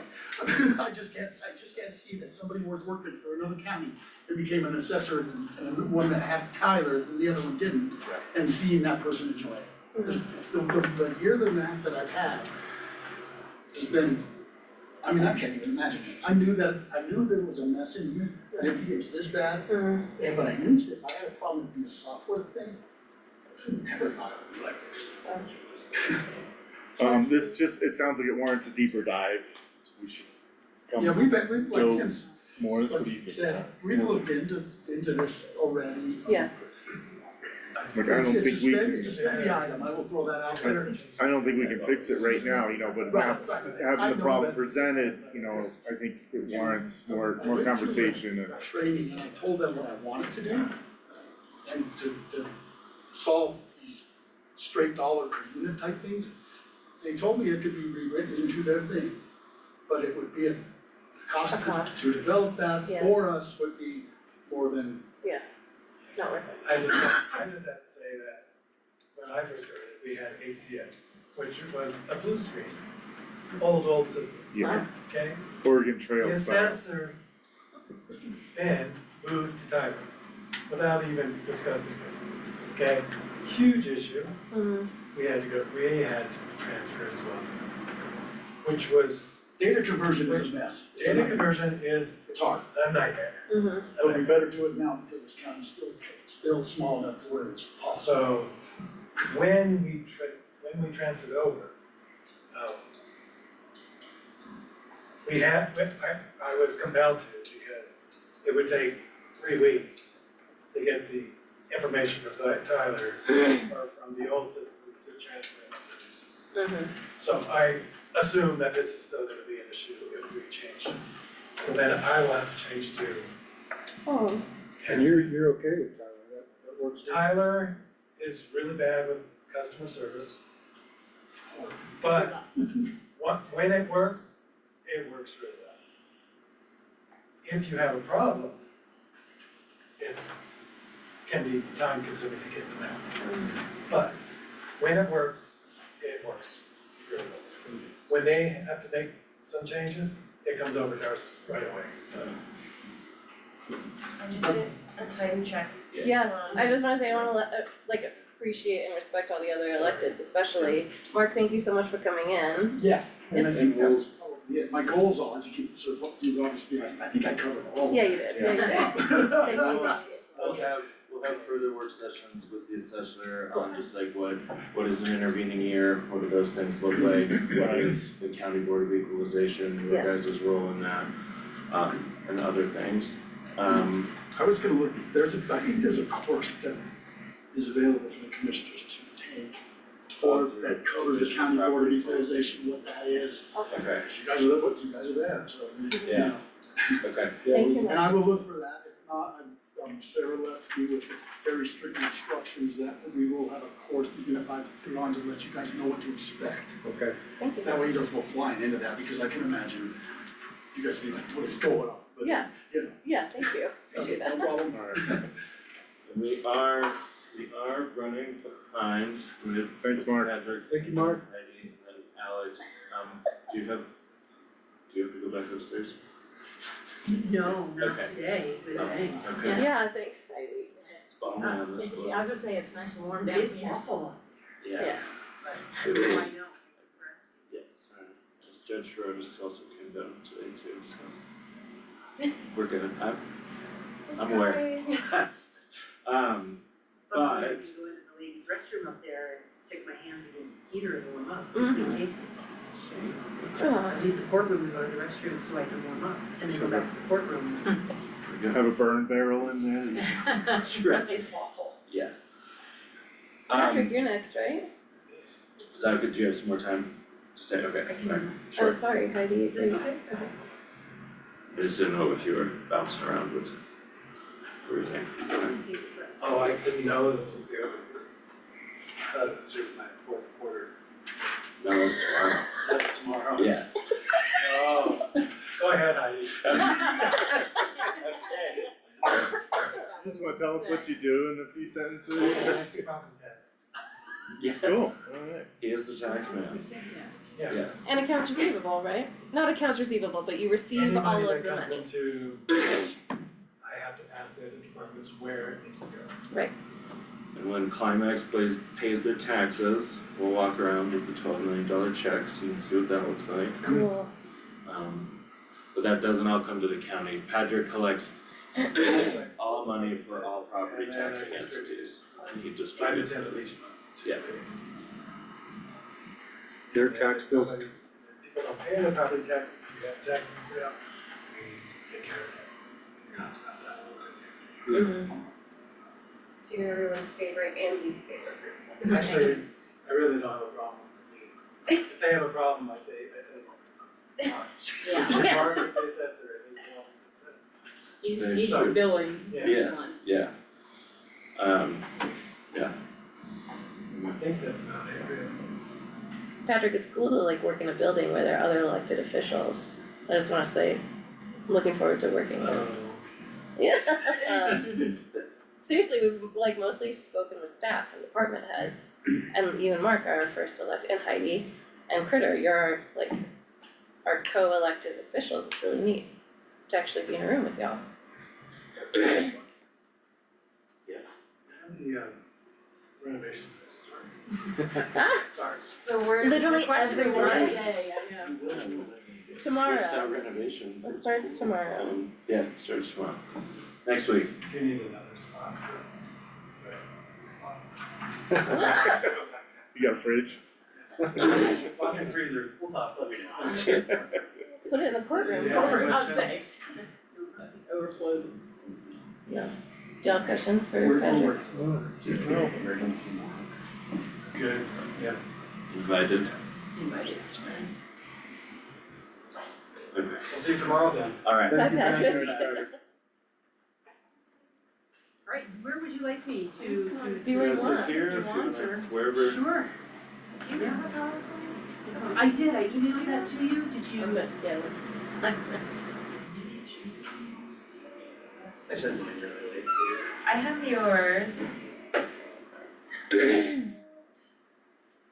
Last email I got from you was yesterday at 3:30 saying you're still working No, on it. it was this, I sent it today. Okay, Make sure, sorry. unless I sent it to a different form. There are a lot of words. Yummy. I'm so You wanna excited splash? for you. You're- No, you're- no, you're- God. I'd never fall asleep. I'm gonna be caffeinated vicariously through you. Okay, Yes. set vibes. Thank you. Ooh. Awake.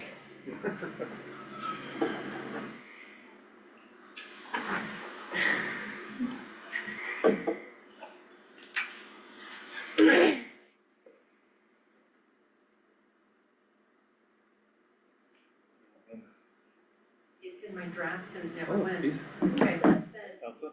Excuse me? Thank you so much. I love them. Yes. Okay. Don't exercise this night. Sorry, that allows me Keep the brain juices flowing. That should be my goal. Yes. We're gonna end on a high note. Oh my gosh. Yes. I have so much nostalgia with that flavor. Thank you. It's kind of appropriate for a coroner to go on this. Yeah. That makes sense.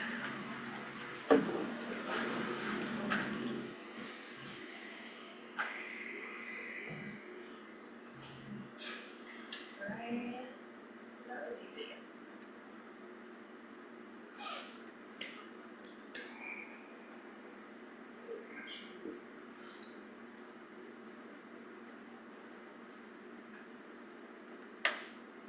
I'm bummed Tracy didn't come. Her department's so big, so complicated. I highly recommend going and chatting with her. Okay, you did. I chatted with her yesterday. She seems under the impression that she's like Thank you. made a welcoming open door policy to all three of us. Okay, well, I will exercise that. Awesome. I don't think she'll be coming over to our side, It will be up to us to. Yeah. Okay. but it was terribly friendly in there. And I got to meet all the staff Sure. and hear what they're trained on, etc.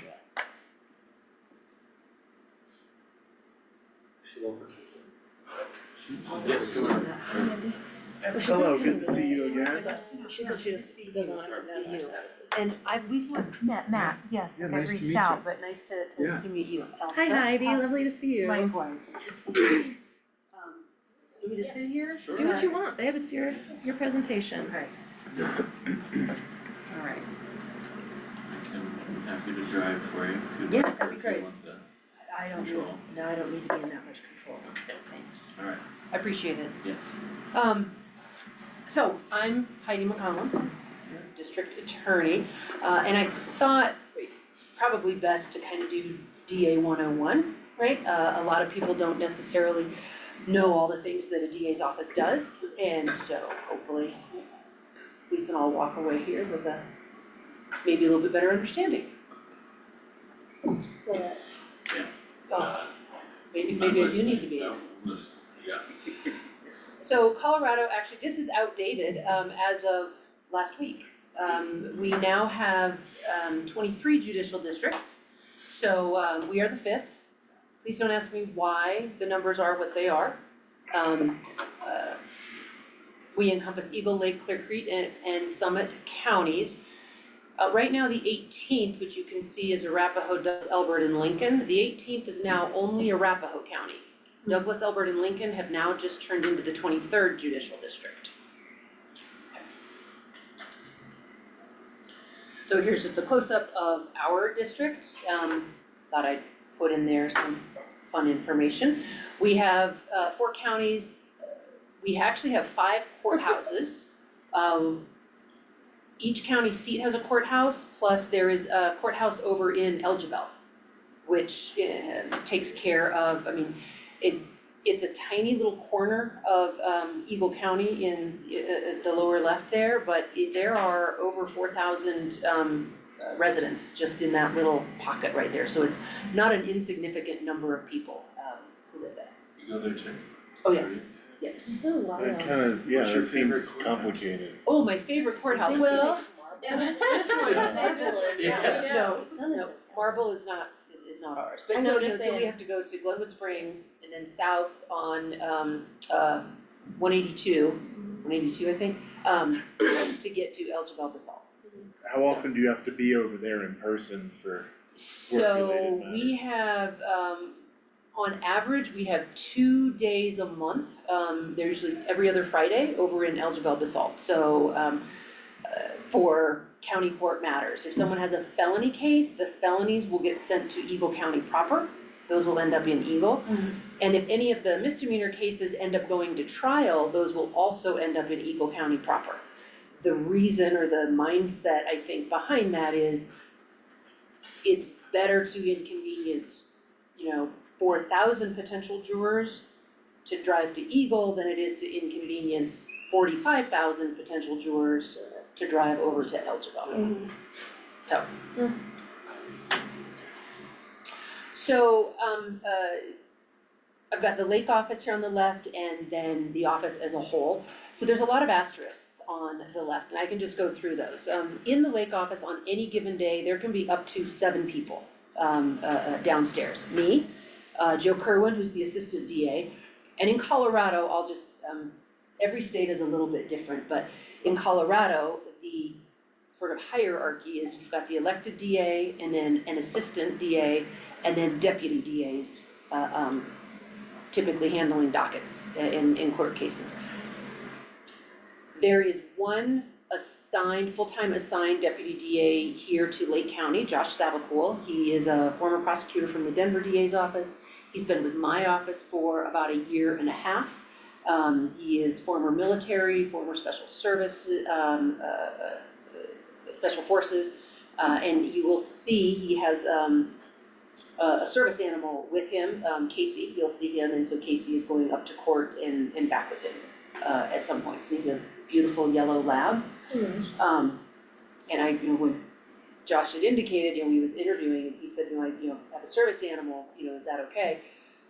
We've never had anyone with the service animal, but I know enough about employment law to know that the answer to that question is yes, that's okay. Yeah, that was a tricky question.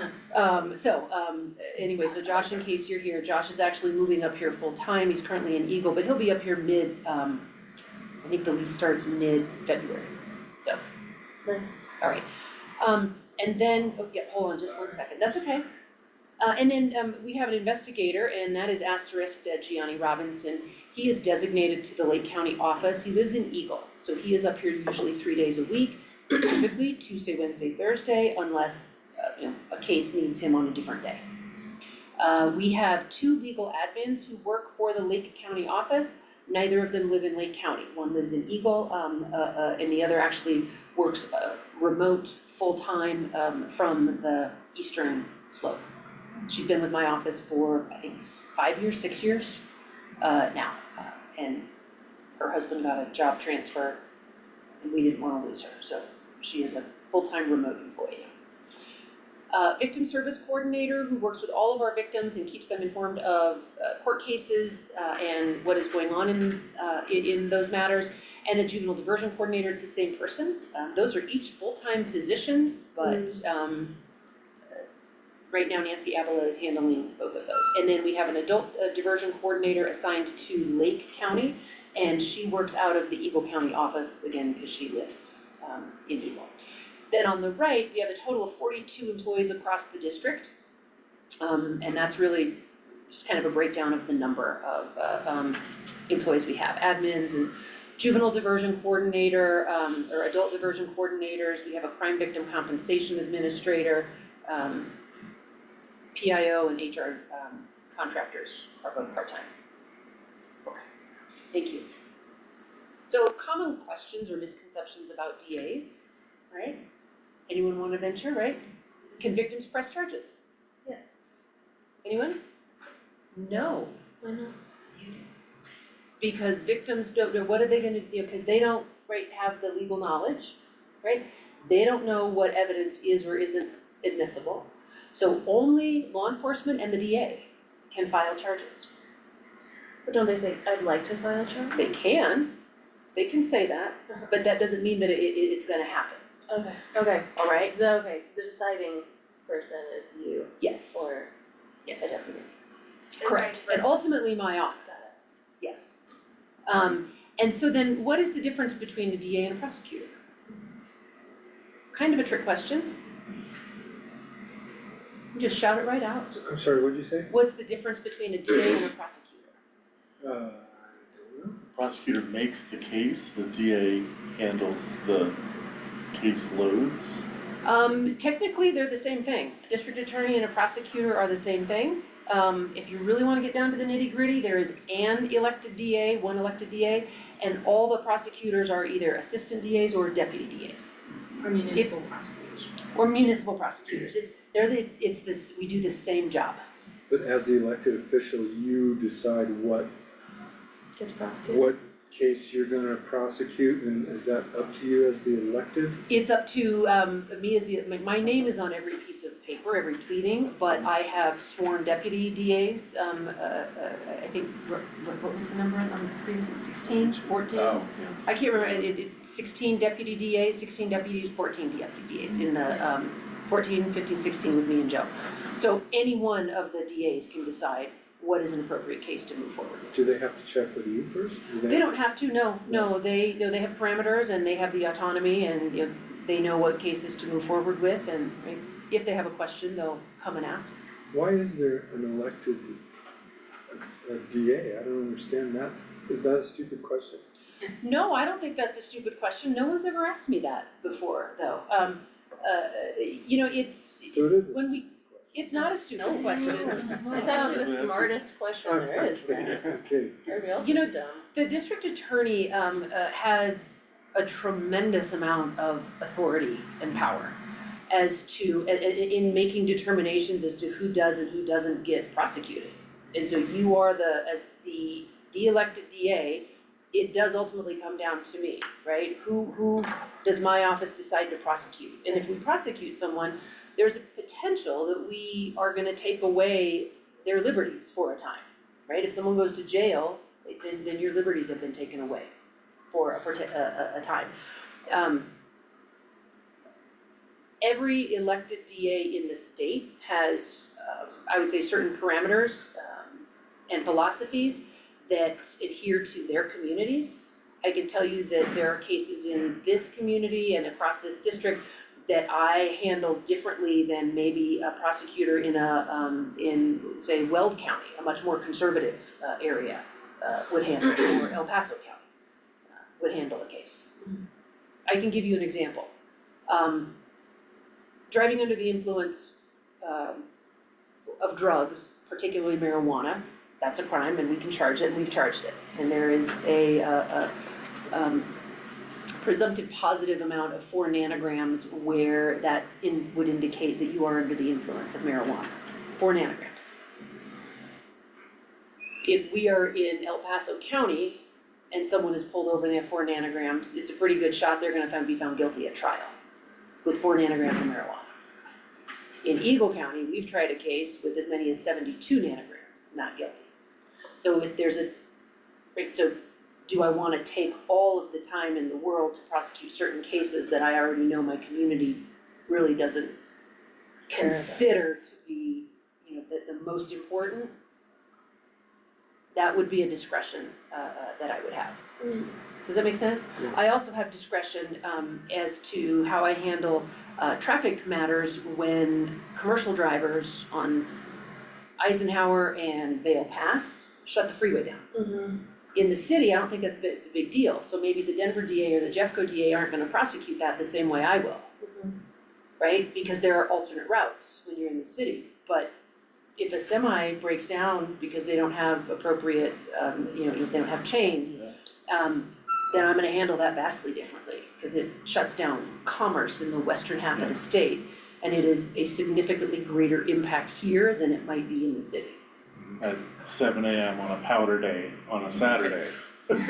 So does that make sense? It does, Yeah. yeah, so it's, Excellent even though you're political, I assume you have a DNR around your name, Yes. are you term limited? In Colorado, incidentally, yes, district attorneys are term limited. Most states don't do that. I would say the overwhelming majority of states have no term limits on their DAs, but Colorado does, and it's either a 2 or a 3 term limit. Different districts have different limits. This is a 2-term limit district. And where are you at in your terms? I just started my 2nd term. Yes, yes. Yeah. So another question we sometimes get are DAs actual lawyers? Are you an actual lawyer? Just put one on And I'm like, TV. it's right there in the name, attorney, so yes, answer that question. Can DAs arrest people? No, I don't have the ability, I don't have the skill set, to arrest anyone, that's not my job. Love to see that. No. There are investigators in my office who are post-certified, and they do in fact have the ability to arrest individuals. We typically, that's not typically the role we take, that would be an extreme circumstance, and I wanna say in 12 years, I can think of one time where someone was arrested with the assistance of a DA investigator. So we don't use that, I guess, authority very often, if at all. Are DA investigators the same as cops? In essence, yes, and then they have some additional authority, and that authority is to continue investigations at the discretion and under the authority of the district attorney. They can also act as grand jury investigators, and take direction from the grand jury to investigate and to issue subpoenas. And then another question we sometimes get is, don't DAs just want to put people in jail? No, that's not, no. No one in my office wakes up every morning and says, I just wanna put people in jail, not at all. You went over excellent examples of that when we met the other week. Yes. Especially not this jail. You call what's your favorite jail? Warmer, oh yeah, what is your favorite jail? I'm gonna take the fifth. It has to be even. So what do DAs do? Our job really as prosecutors is to ensure justice and to do justice, whatever that might be. We represent the people of the state of Colorado, particularly anyone within the confines of the boundaries of this judicial district. We ensure that the rights of both victims and maybe more importantly, that the rights of defendants are adhered to and not violated. Victims have state they have state statutory and state constitutional rights. Defendants have state statutory rights, state constitutional rights, and US constitutional rights. Victims do not have US constitutional rights, so a defendant has more rights than a victim does.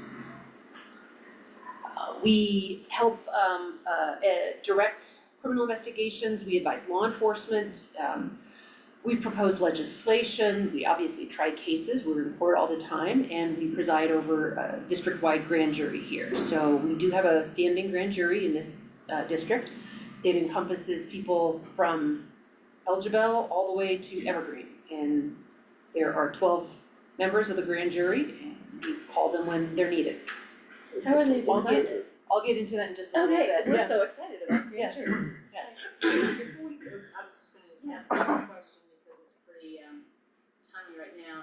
Are you being engaged with law enforcement agencies on new guidance and such being issued by ICE in relation to So interesting that you asked that. I just got a text or an email today from the Summit County Sheriff that said, in light of, the new administration, we should all get together, meaning all the law enforcement agencies and we are a law enforcement agency, so in Summit County. Yeah. So that is, to answer your question, that is starting, yes. Good. Thank you. Yeah, I think we all have to, I will say that the conversation we had about that put me at a lot of ease. I wish the broader community was aware of how things were handled. I think it would okay. make a lot of people feel a lot better knowing how it's approached here and alleviate a lot of concerns. So, I don't know if you guys remember in 2022 in Erie County, New York, which is Buffalo, that was the grocery store shooting. I think where 9 people, it was in an African-American neighborhood, 9 people were shot and killed right at the grocery store. John Flynn, who is a friend of mine, he just finished up his second term as DA. He was the prosecutor on that particular case. And I met John through the National District Attorney Association. He comes out to Colorado and skis, so he loves my judicial district, I know. And he speaks all over, the country. And one of the quotes that he always uses when he talks to, primarily law students, right? If they don't know what they want to go into, is that a DA can exonerate more people in 30 days than a defense attorney can in a 30-year career. That's how much authority a prosecutor has. I was just in court on Tuesday and, was able to, what we call dispose of 2 cases where defendants walked in and then we looked at the case and they end up walking out. Case is dismissed. Because that was the right thing to do, and in those cases, that was what justice was. So. DA's also control diversion programs, correct? Yep. Yes, yeah, so we can take I was thinking that slide is in here, but that actually might not be. We have juvenile diversion and adult diversion programs where we wanna try to divert both groups out of the criminal justice system. Maybe there's a better way, right, rather than to keep them in the courthouse, especially this courthouse at the moment.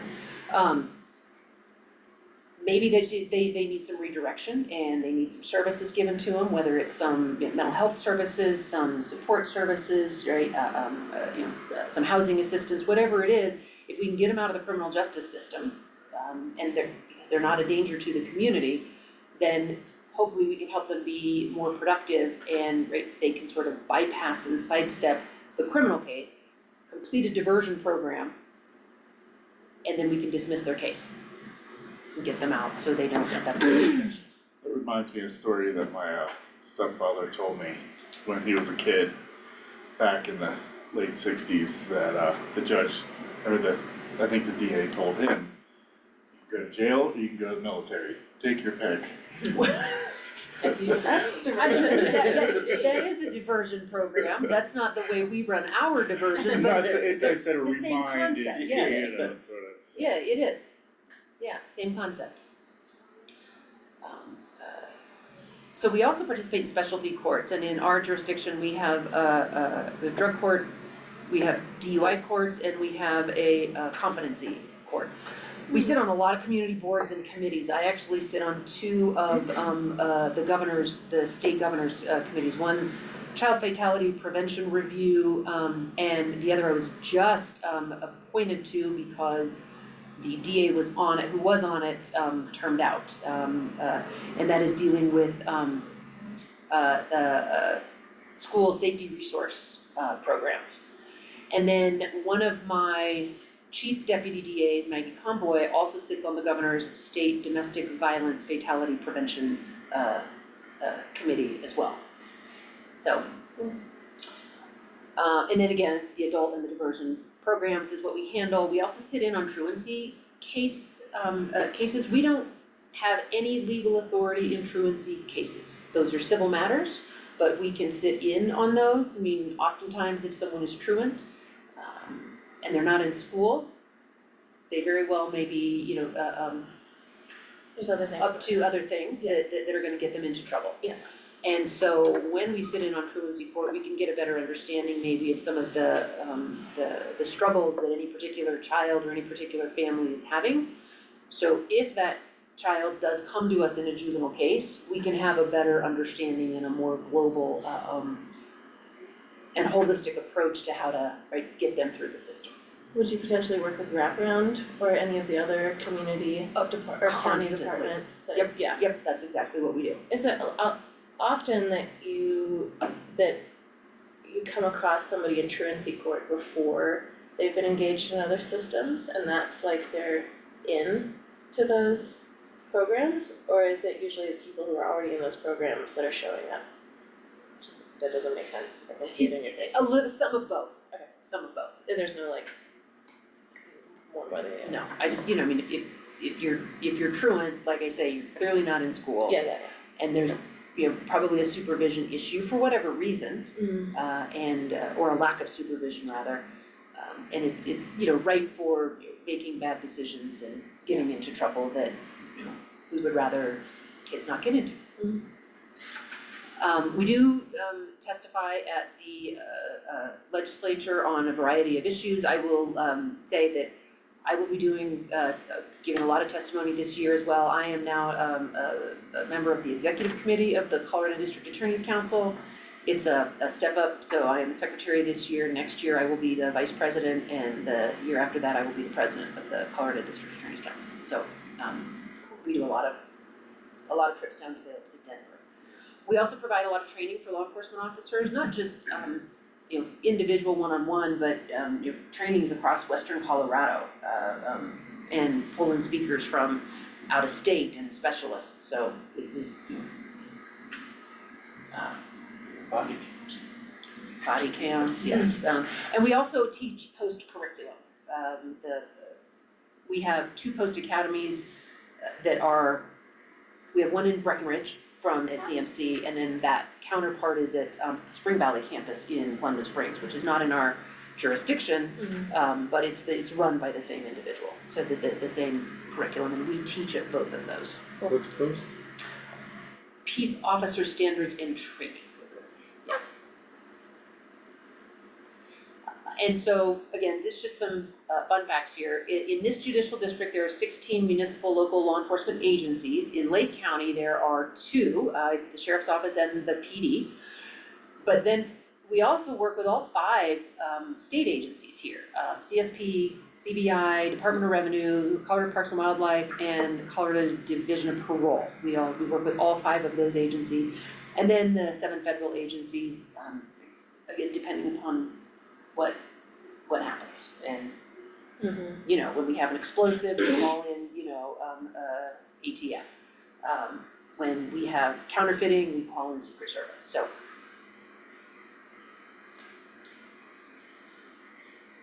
So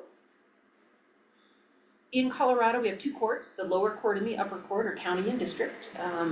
County are traffic and misdemeanor cases. You can have a trial to the court or the trial to the bench, it's the same thing. You can have a 3-person jury trial in some cases, and you can have a 6-person jury trial in some cases. Ultimately, the penalties for misdemeanors are fines, probation, and county jail. In district court, the higher court, those are the more complex or more complicated cases. They usually have more procedures built in through the statutes. Juvenile cases, except for traffic. So if a juvenile, say someone is 16 years old or 17 and they get a speeding ticket, that doesn't go to juvenile court, that goes to county court because it's a traffic matter. District court also has felony cases, trials are always to the court, or no, I guess there are trials to the court in juvenile matters, and you can request a trial to the court in a felony case, if you're an adult, I've never seen that, but you have the ability. And then in district court, your trials are to a jury of 12. The penalties there are, again, fines, probation, you could do jail as a condition of probation, and then the Department of Corrections. Yeah, juries are 3 and 6. I don't know that. Same in municipal court. Certain crimes, right, certain levels of crimes qualify. Gotcha. Yes. Alright. Thank you. See, it's educational, right? Yes. Okay, Yes. great, and one more, yes. So, like I said, we do have a standing grand jury, our grand jury seats for 12 to 15 months, we can seat them for up to 18 months.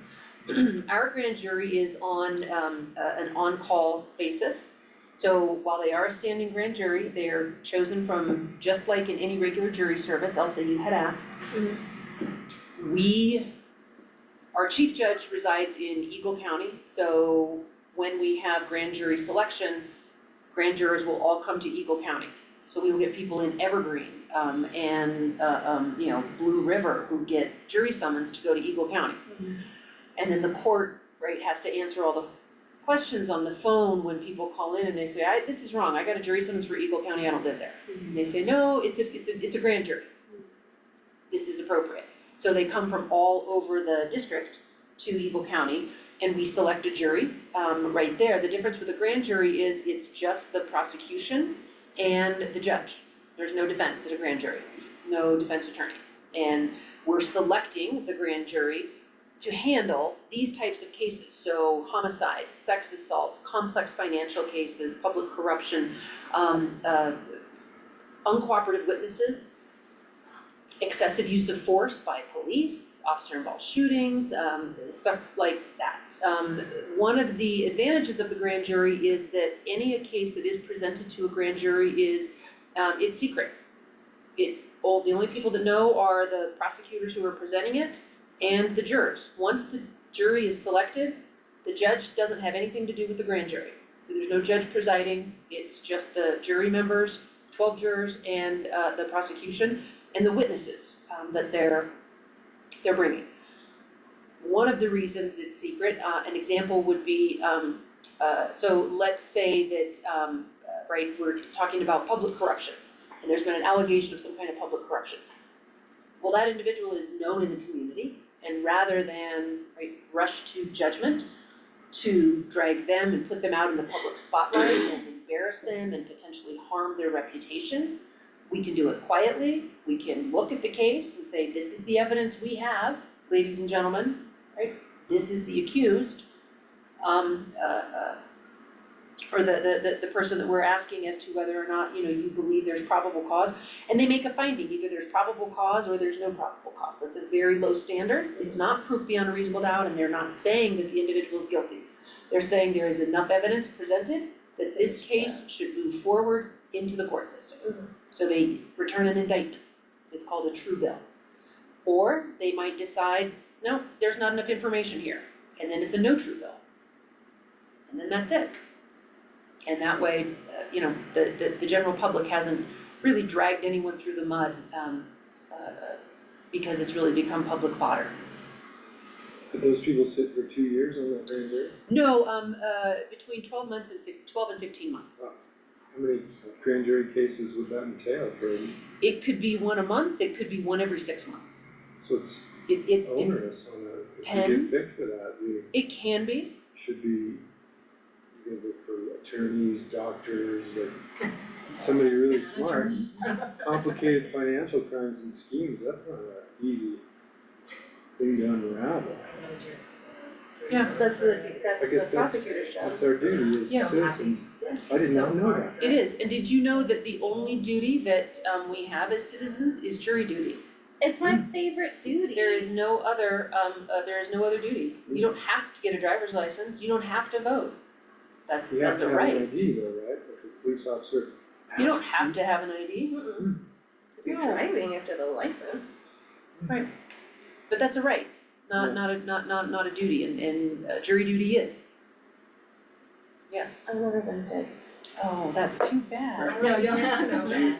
I'm sorry, Yeah, just careful do- what Yeah, we'll put you on Can't the, wait. get you up on the list. I've been called.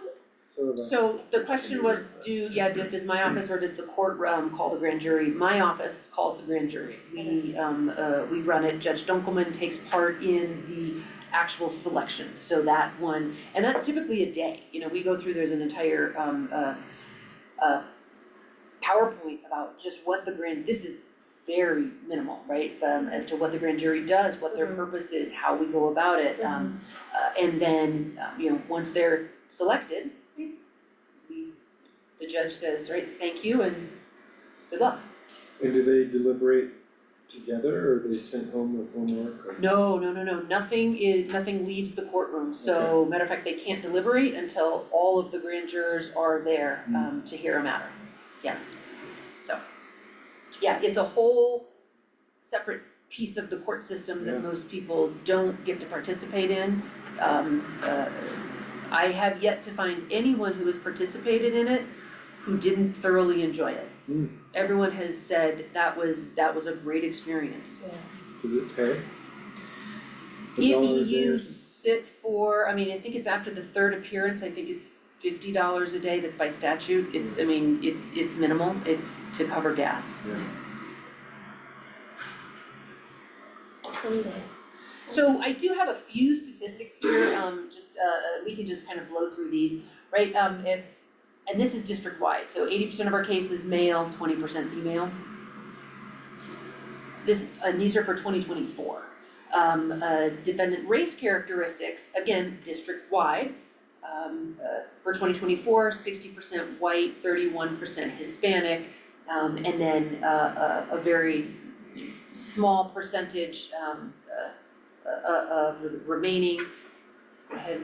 And then when we compare that with the census, now that census information is 2020. And when you look, what jumps out to me is that the census indicates across our district a 23% Hispanic population, but 31% of our defendants in 2024 were Hispanic, so there's a disparity there. So is that disparity because of the criminal justice side? Or is that disparity in part because of the reporting in census cases, or the lack of reporting in census cases, or a combination of both of those? So where's the white people on the left? It's the purple. See the white, it says white 72 down below. Oh, sorry, I didn't see that.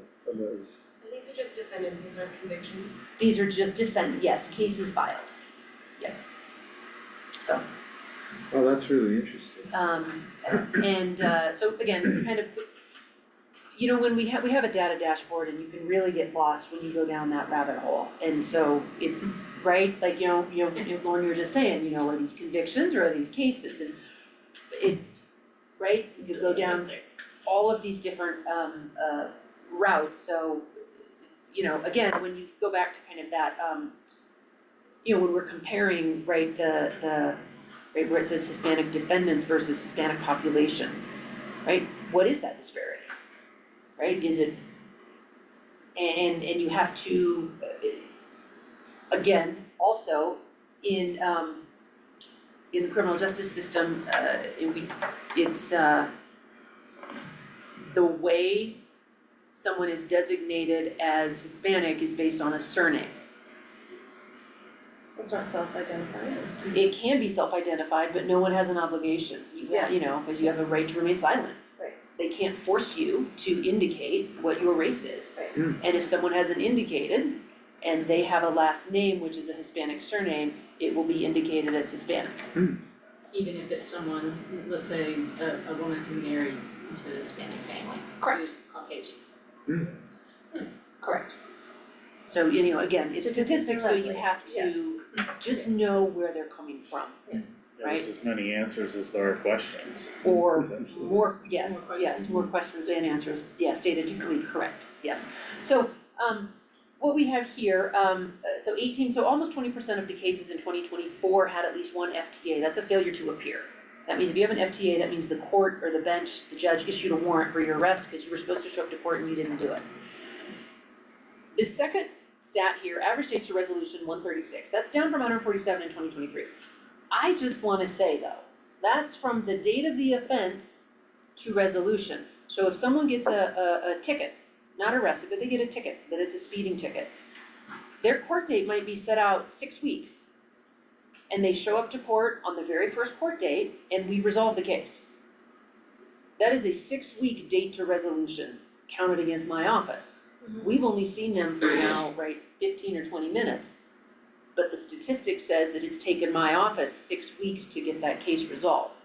So that statistic includes, it includes in citations and summons the date from the offense to when their first court date is. Sometimes people are out of state and they call up then their first court date and they'll ask the court clerk, hey, I'm out of state, can I set this over for 30 days?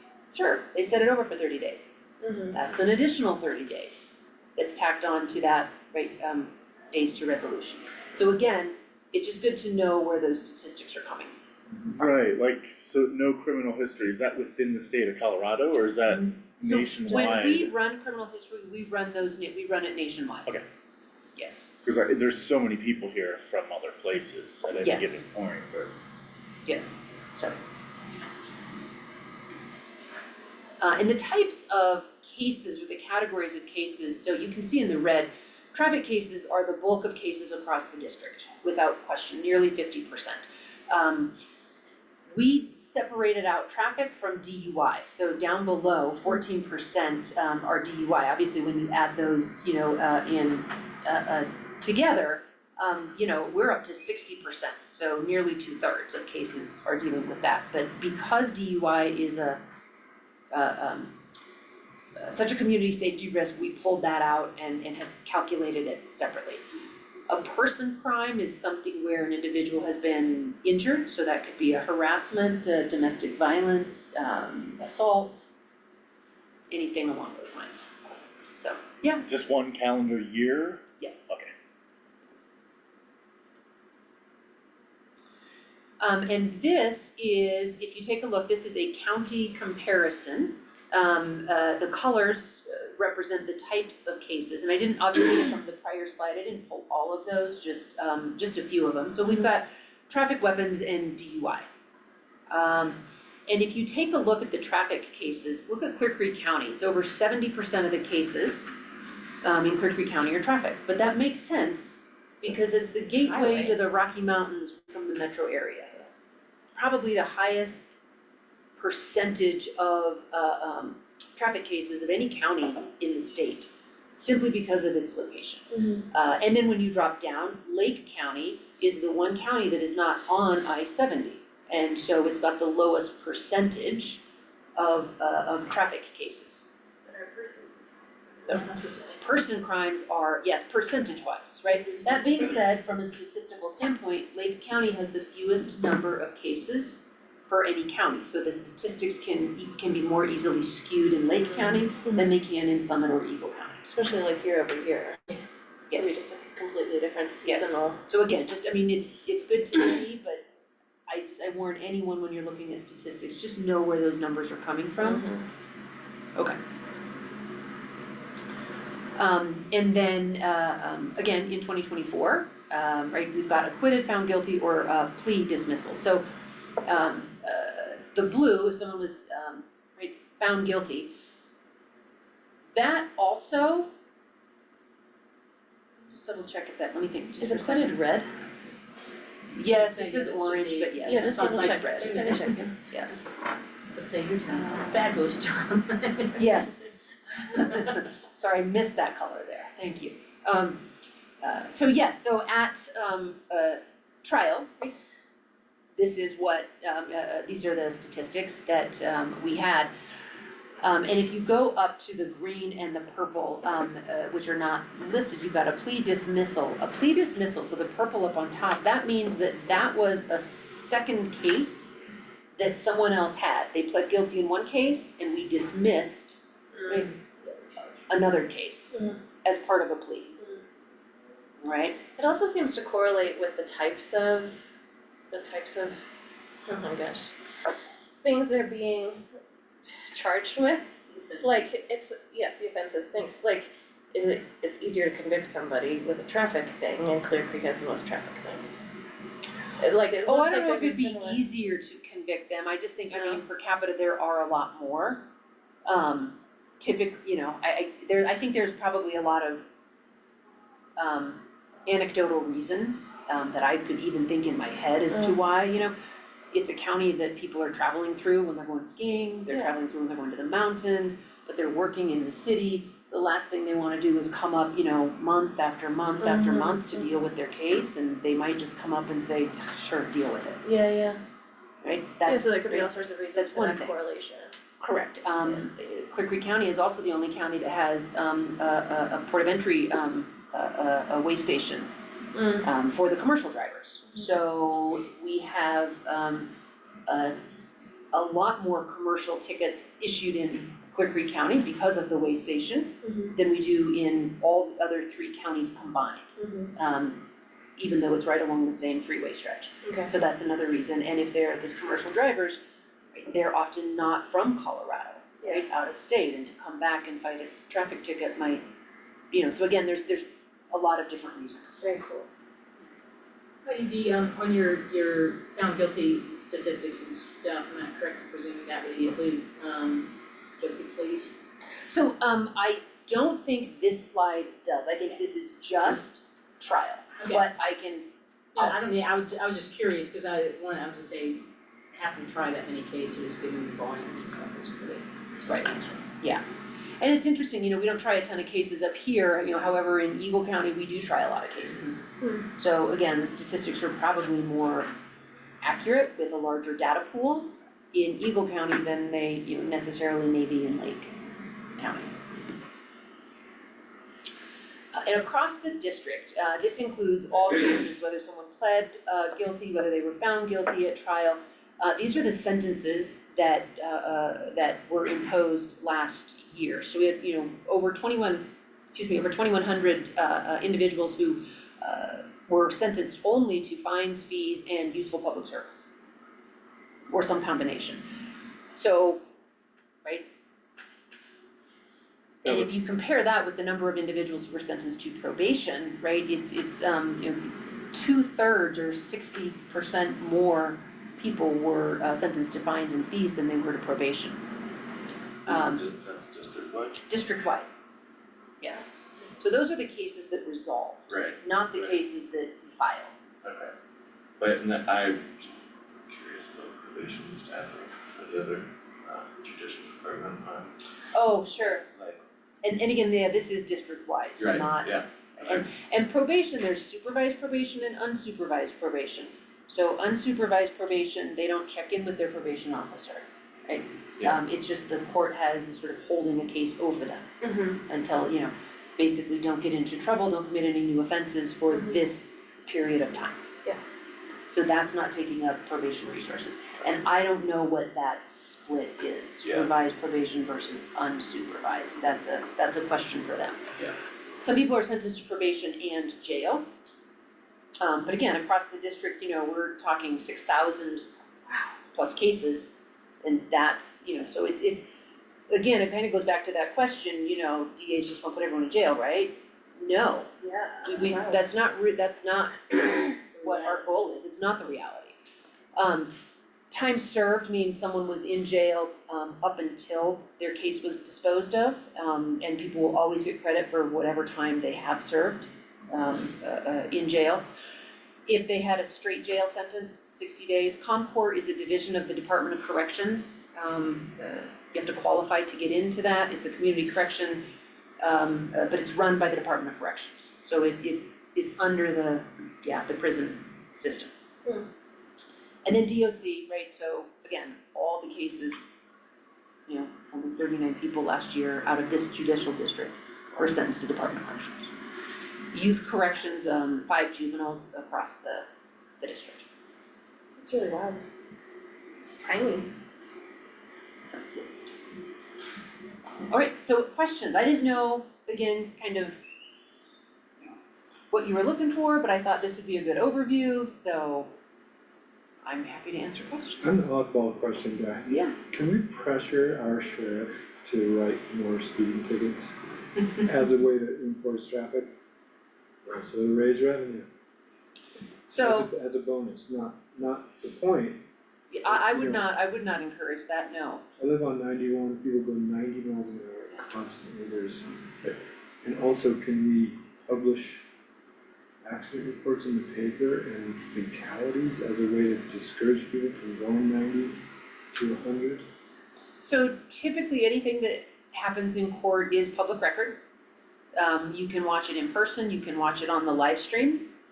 Anything, and court documents are, for the most part, public record. There are on occasion cases that might be suppressed. So if there's a juvenile involved or victims' names, right, sex assault victims, those names are always redacted. You can't get that information. But if you're ever looking for information on a case, maybe a warrant affidavit as to what law enforcement indicated was the probable cause for the underlying arrest, you can go to the courts upstairs and you can ask and you can get those documents.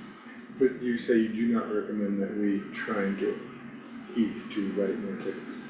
Well, I don't know that that's my purview. I think that's a discussion that you need to have with the sheriff.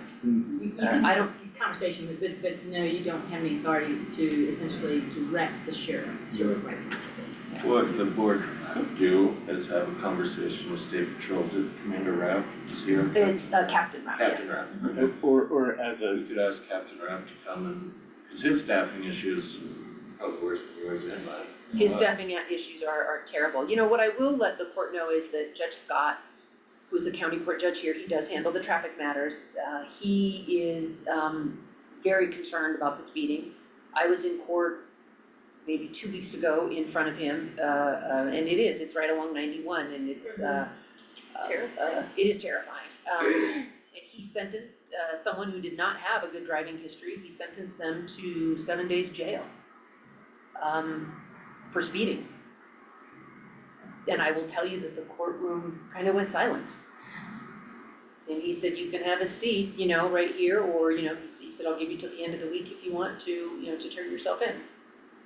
So, right, I will let you, after that, it did get out in the community, people are going to jail for speeding, so.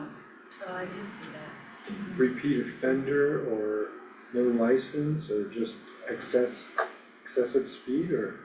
So there was a criminal history of speeding in that particular individual, and it was excessive, yes. I went to, at CCI, I went to one of their, CCI back in December. One of their, break-off groups was talking with local public works directors, or Colorado public works directors, and they were discussing how to work with CDOT, especially on state highways, to be able to impose safety traffic measures.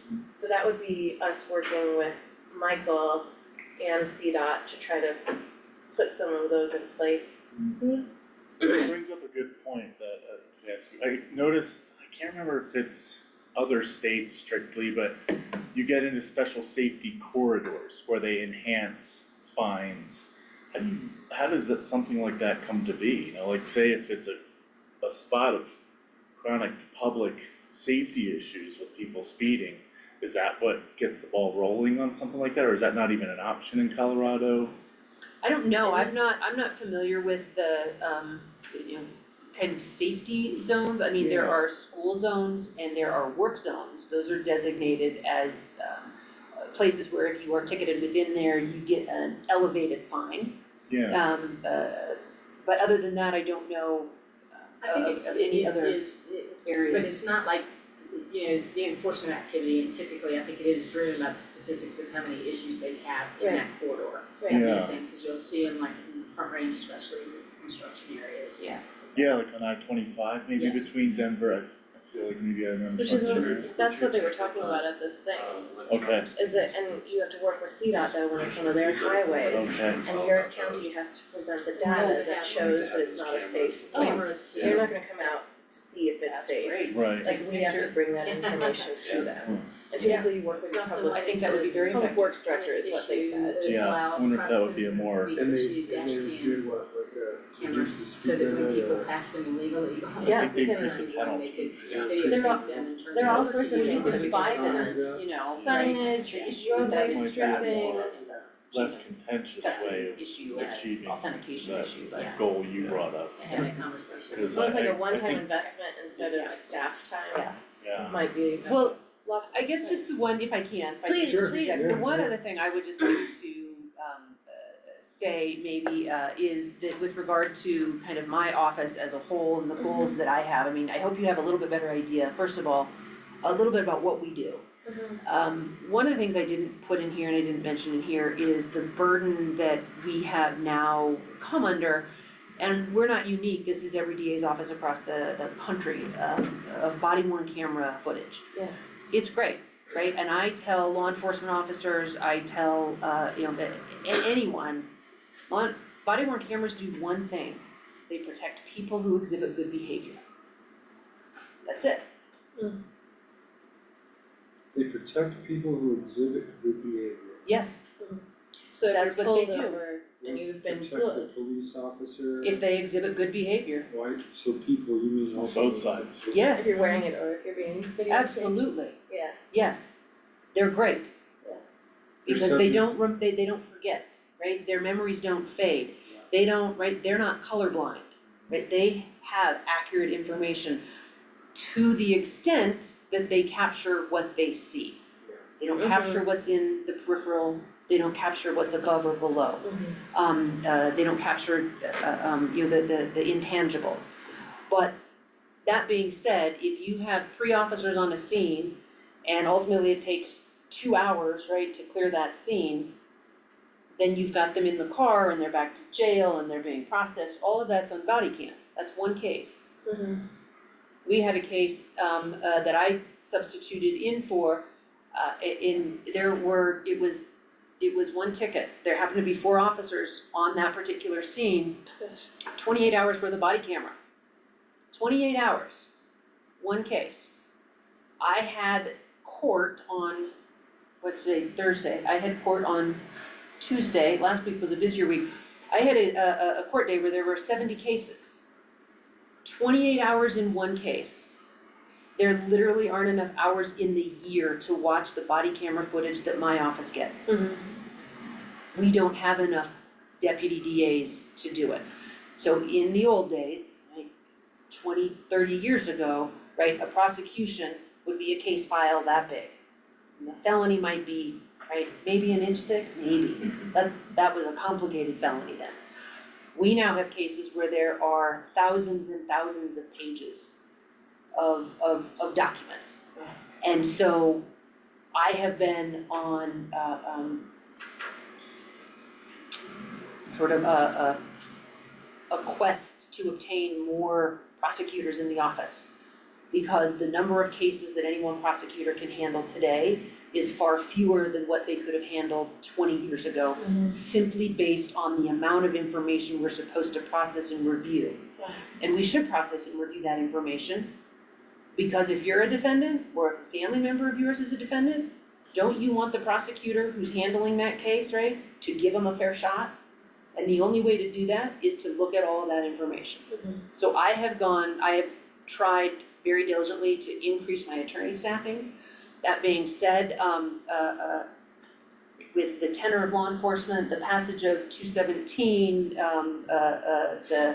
the social movements across the country and sort of the pendulum swinging on the political spectrum, deputy DAs positions are not what kids coming out of law school are wanting these days. So 20 years ago, right, if you put an ad out for a deputy district attorney, you might, within a day, you get 10 resumes. Across the state, DAs are putting ads out and getting very few responses. Adams County, which is one of the busiest counties in the entire state, the 17th Judicial District, Broomfield and Adams counties, Brian Mason is the elected DA there. He said up until 2 years ago, they've never had problems recruiting. And now he has multiple open deputy DA positions that they've been open for months and he doesn't have a resume. We can't fill these positions. So I'm just letting you know kind of the struggles that we as prosecutors in general are having, to get people How did you relate to that the to the office. political pendulum? How does that relate? Sure. So, I would say the Black Lives Matter movement, the George Floyd homicide, you know, these officer-involved shootings, the Breonna Taylor, right? It leaves a bad taste in people's mouths as, the behavior of law enforcement, which is one of the reasons that Colorado has gone to, and they passed 217 for, you know, peace officer accountability, which is completely reasonable, right? They should be reasonable. And when the body camera, they have it on themselves, they should turn it on, when they're interacting with the public. I agree with all of that. It has made people shy away from law enforcement, and it has, by extension, made people shy away from being a prosecutor. Yeah, Because we are law enforcement yeah. as well. So That's really I just interesting. wanted Sure. you to know a little bit about some of the struggles that we have. I have a great team. I have some of the most amazing prosecutors in my office, some of the best in the state. And you guys handle all the coroner requests as well? Yes, Yeah. Or takes that some time? Or you Yes. just give it all to, that's me. here's that 28 hours, take it all. Your desk is a conveyor belt of issues Sort all of. day long. Sort of, although I don't have, you know, I don't have the corner on the market on being busy, right? We're all busy. But Thanks for sharing all of Thanks for that. your does this time. work? Yeah. Absolutely, it was wonderful. All right, great, and at some point, if anyone is willing to talk to me about expanding our office space downstairs, right, into what's next door, I would love to have that conversation. You know, I think we'll start a renovation of the building. You think? I Let's think- do it, Andy, what a great yeah, idea. let's Right? renovate the building. I'm on board. Because we are on Yes. top of each other, and then in order to have conversations with victims, we are then having to ask an attorney you know, can you please stand up and leave? And now we need to come in and have a closed door conversation with a victim, especially victims of sex assault or child victims, and we don't have the space. Yeah. You said next door, what do you mean? That's Lauren's Lauren. Oh, into Lauren, Yes. she's got a big office. I know she Does does, she share that with anybody? I currently child welfare is in the Okay, so, Yes. yes, well, we're gonna see what we can do, and the architect's coming next week, and we're gonna, yes, I'm Give it a meeting with roll. them on Friday, I think, next week, so, he's gonna get his ear chewed. I'm sure, Yeah. by everybody. Okay. He And if there has, is, he has everybody's information. Okay. He's aware of what he's welcome to. okay, great, and Cool. if, and I would invite any of you to come and actually sit up in the courtroom with us for the length of time we actually have to sit up there. When it's warmer. No, No, now, no, I now. truly invite you to come up and experience what we have to experience. Shan't. There was a defendant on Tuesday who pled out his case because he said, I don't wanna come back here again. Yeah, that's what. And they judges said, do. well, you can come back and no, so, you know, that is wrong, That is, yeah. that is wrong. Yep. So, Michael's up there right now. Maybe by the time you're up there, it'll be one. Maybe by tomorrow afternoon. Well, yeah. listen, hopefully, Yeah, yeah. wishful thinking. Well, Jeff thank you Peters. all for listening, I appreciate it. Yep. Okay. Yes, Thank you all, pleasure. and yes, and congratulations to all of you. Nice to Thank meet you. you. Yes. One last Same with you. favorite question, what's your Yes. favorite bathroom you've seen on your body? Oh, I'm not talking about that, not Thanks talking again. about it, thank you. Heidi, great to see you. That's Thank the you. weirdest question of the day. Well, now I we will get the let you, corner. I'll let you explain that. Jim, I'm not Inside gonna- joke there. Heidi and her team have probably seen every single restroom in the district because sometimes the They forget officer to. forgets to turn it on. Oh, Thankfully, the cameras are here. wow. Yeah. Yeah, thank you all. Thank Thank you. you. Thanks, Lauren. Alright, Do we still Hope want that was at least to, entertaining. do you guys still want to do it, just noticing what time it is, I don't wanna. It's okay, if I gotta come back, I gotta come back. Yeah. It's up If to you're good, I'm everybody. good. I'm If good you guys too, are let's, good, let's Yeah. do it, we Yeah. got a half hour, Critter, right? bring Won't it. take too much of your time. I gotta punch out at 5. So, you guys know quite a bit about what my office does already, which helps because we will be able to kind of speed things up. So I am Alex, aka Critter. I am William County Coroner. I was appointed after Kent resigned. I was subsequently elected, and when I started, there was no equipment. There are no records. I get records requests all the time. Kents were soaked and what have you. And so we had no procedures. We had nothing. We had no employees, no certifications. So I'm glad to say that almost all of those problems have been rectified. So the Office of the Coroner has lengthy historical precedent. So I mentioned that there, yeah. So we have SOPs. This is actually one of our goals for this year, just with how many changes have come through the office. Our SOPs are less than a year old. I'd like to update them. Just about SOP, standard Sorry. operating procedures. Okay. Huge win. Notice that I skipped, so when I say lengthy historical precedent, I'm talking like 1050 AD is when our offices were established. And in case I want to preempt your question, we are elected because America doesn't have a king to appoint us. You can see that nothing really happened between 1050 AD and 2024. However, due in large part to diligent work by the BOCC, we began planning for a building suitable for long-term use by coroners in Lake County. And this will be the first ever such building in the county. We are hoping this is a 100-year facility. I would invite you to come by our present facility.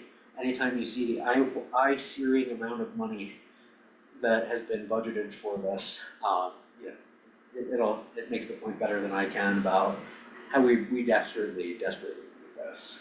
So that is a huge step forward for us to professionalism. So we provide forensic death investigation. This is when stipulated by statute. We provide this service 24 hours a day, 365 days a year. So our job, this part is not statutorily required, but it is a deep personal belief of mine.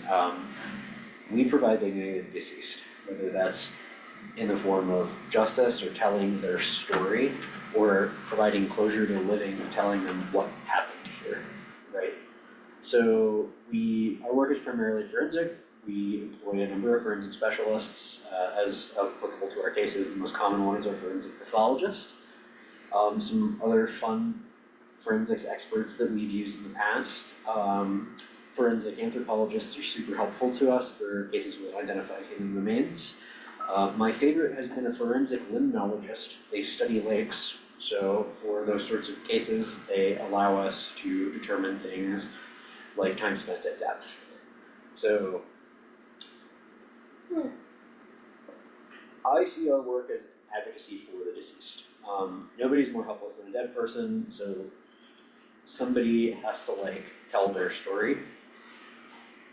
And that's what I think is our role. Everybody comes into the world in about the same way, but we all leave the world in different ways. And I want to make sure that their stories are told and completed for them and for their loved ones. And that's really important to me.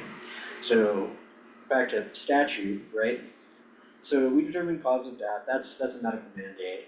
And that requires us to possess medical knowledge and to consult with doctors, pathologists when appropriate, very frequently as appropriate. I did this just yesterday. So we also determine manner of death, and each of those is natural, accidental, suicide, homicide, or undetermined, right? So, and coroners love to argue about what constitutes natural versus accidental. So if somebody has a heart attack while they're swimming, is it an accident from drowning, or was it a natural death from a heart attack? So those are a little more nebulous. So We are an emergency service, and we operate as such. We deploy anywhere in all conditions and for any duration. We are lucky enough to have one of our full-time coroners on Lake County Search and Rescue. In general, for calls where there is any chance of there being a fatality, we have a coroner there deploying with them. This is hugely beneficial because it means we don't have to train SAR for death investigation, and there are no problems with things like chain of custody or anything like that. So we try to deploy in pairs. We keep 1 to 2 investigators on call 24/7. I don't like to leave people on solo if I can help it. It permits us to respond quickly to multiple fatalities, as just happened recently, in a manner consistent with scene safety guidelines. This is a big thing for me. So we are responsible for identifying and informing next of kin. We're the ones who make that call or go to the house. We are forensic advocates for victims of crime. So when I say forensic advocates, I mean that we will testify. We go up on the stand and we say, this was the cause of death. This is what killed this person, so on and so forth, if there is litigation regarding this. So we provide services here, and we serve the decedent and their next of kin. So these are people who are local. Unfortunately, oftentimes people that I know or somebody else in the office knows. That actually really, it sounds bad, but it helps more often than it hurts, because you already have that rapport. You know them, and they should in a very real sense, share their pain.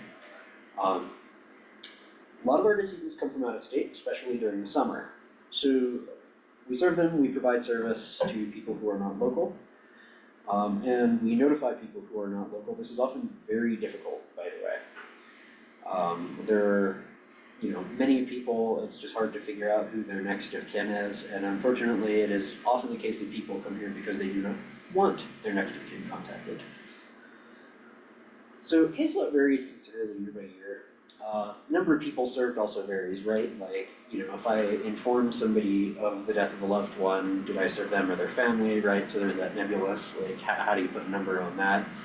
And I wrote this last year. So our caseload this year was lighter than prior years.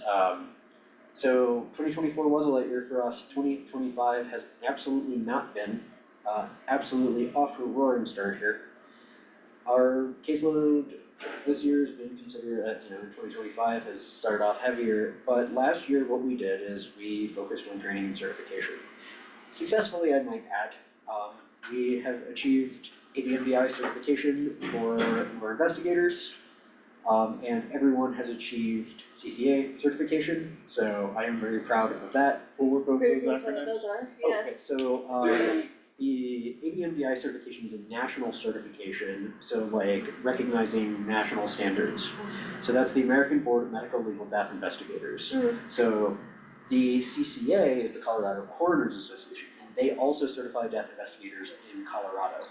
So with CCA, a death investigator attends a conference and attains the status of death investigator in Colorado. With ABMDI, the process is way more involved, and you have to document all your experience, have a bunch of references, and pass an exam. So we now have one of those, and everyone is CCA, so that's nice. I would really like to get everybody ABMDI certified. I believe I have one deputy who's going to test this month, so hopefully we'll have two. It is a hard exam. I'm the one who got the ABMDI certification. So it'll be quite an accomplishment if we can say 50% of the office is ABMDI. So we also focused on things like planning for our facility. We developed a brand new mass fatality plan, which the BOCC then thankfully sank by providing us with a way better place. So we are very happy to rewrite that, because we will have an office, and that dramatically changes things for us. Very happy to rewrite that, by the way. Nice. So we focused a lot on that. We developed our SOPs. Training was really important for us. I want to talk a little bit about our training, because I'm pretty proud of it. So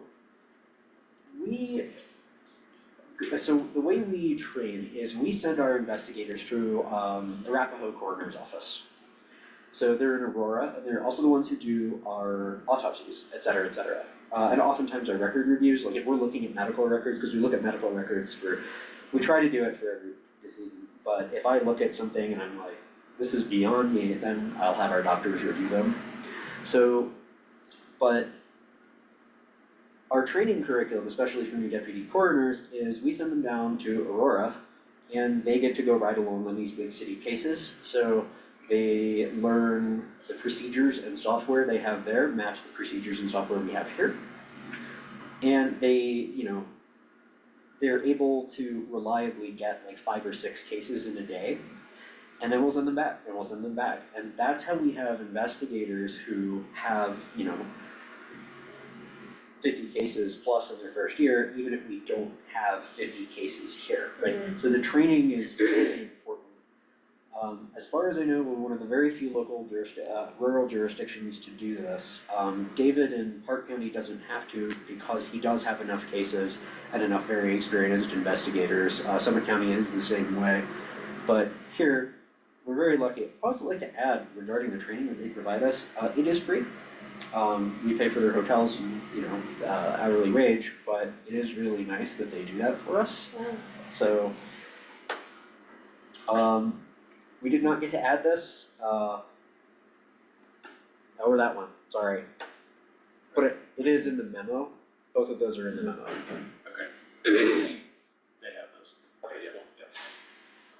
Okay, so I wanted to add some goals, short-term goals. We need to remount our cot. So the van is great, the cot is wonderful, the mounting system on the cot, just for some context here, one moment. So, and this is not going to be like horrendously expensive or anything. But we need to remount the cot in the van. It flexes, especially when somebody heavy is on it. So I just want to show this. Okay, this turns out to be how it is mounted. Those are washers. Pretty sure yes. So we'll probably, I don't anticipate this being very expensive. What we need to do is just go to Durham and Lucero and have them install a proper floor. But that said, the system works phenomenally well, and man works phenomenally well.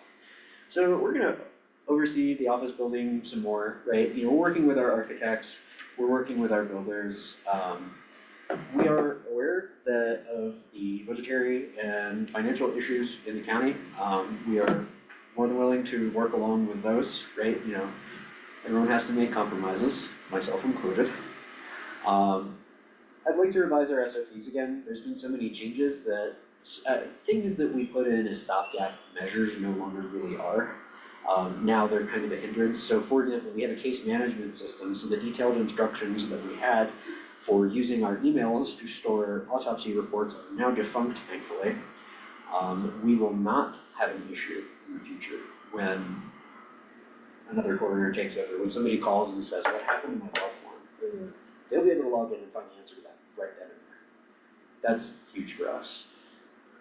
There are a number of grants available to us. I would like to explore those. We now have a county grant writer. When did she start? October 23. Okay. And I just want to add, she helped us with one of our grants. We didn't get it in on time, but now we're kind of getting there. So, some of these programs, especially like, in the future, I mentioned radiographic certifications.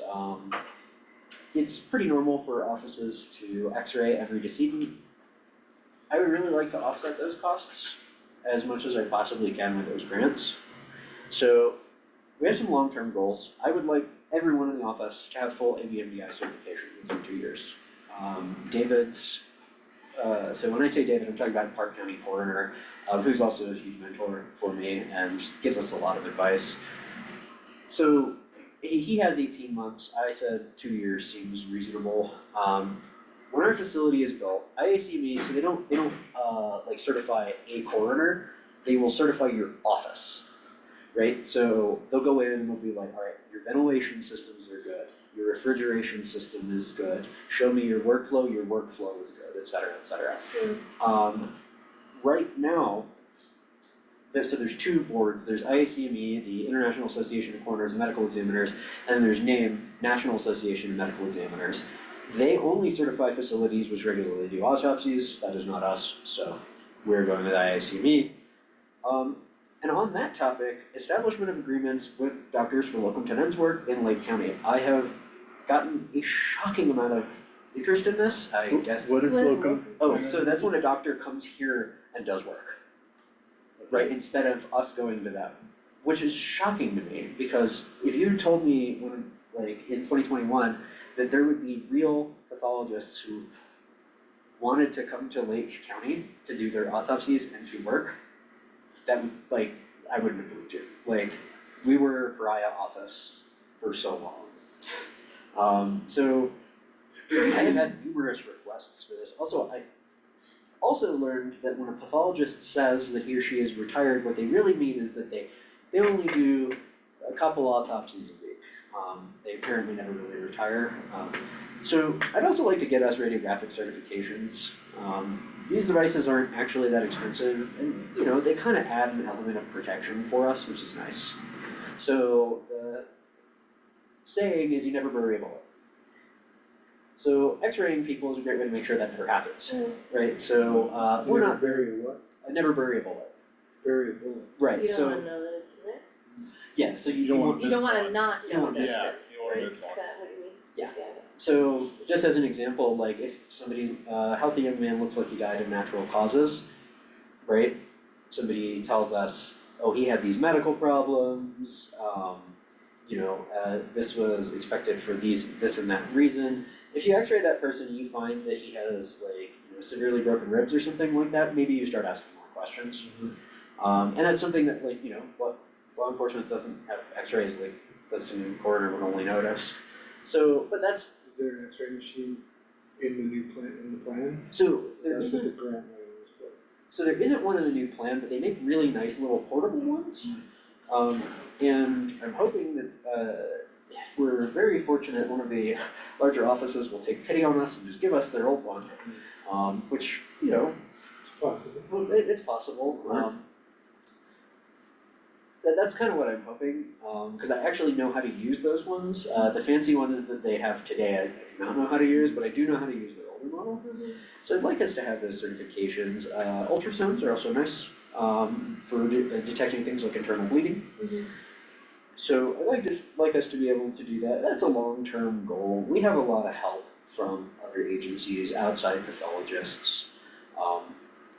Earlier this year, I presented, so in start of 2024, I presented our goals. I am proud to say that we achieved all of them except a phone system, which the office makes way easier, so we will be able to do that finally. So you guys know this, you've spoken with me. I don't have a picture of my team. Coroners are a lot like herding cats. I was not able to corral all of them.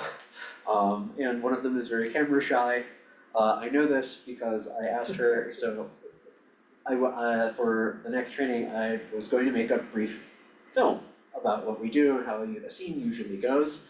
And I have never seen this coroner scared before, aside from when I said that. And you guys know this, but I wish more people knew that our work is not ceremonial. Our work is forensic. And our work is very physically arduous and is performed on scene. There are people who think that we sit in an office or that we show up in a suit and tie and then the undertaker, who I have yet to meet, comes and does the job of removal for us.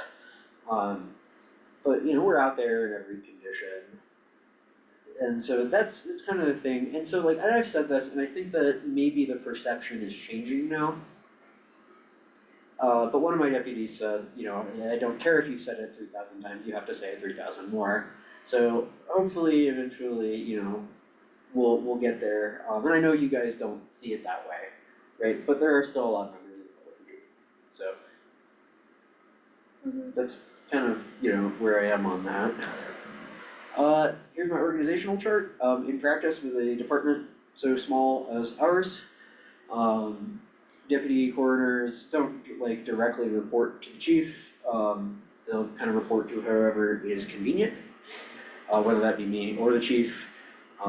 It's very easy to just report to everyone. We have a group chat and that tends to be how we do things, and that's all. Awesome, Any questions? good job.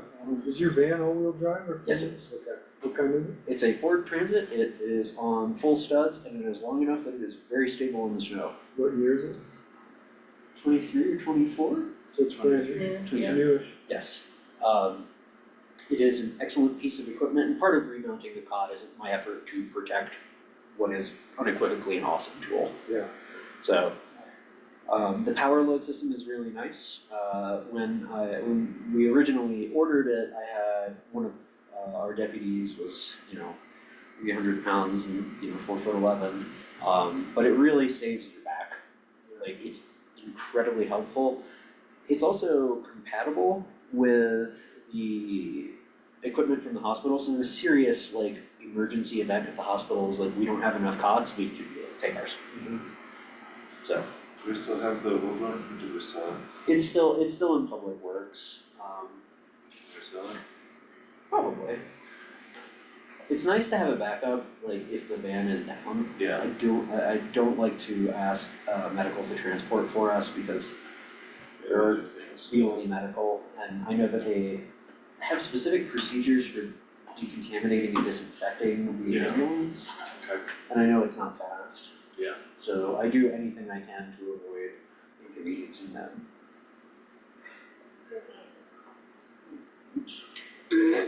Wow, what an exciting afternoon that was. Intense, Yeah, It very was cool. informative. fascinating, It was Yes. awesome, yeah. it was awesome. What was the really funny joke that we made? Which one? I don't know, which one? We all laughed. We've had a couple good Herding chuckles. cats? No, it was from the beginning. I don't recall. That was okay, I don't really.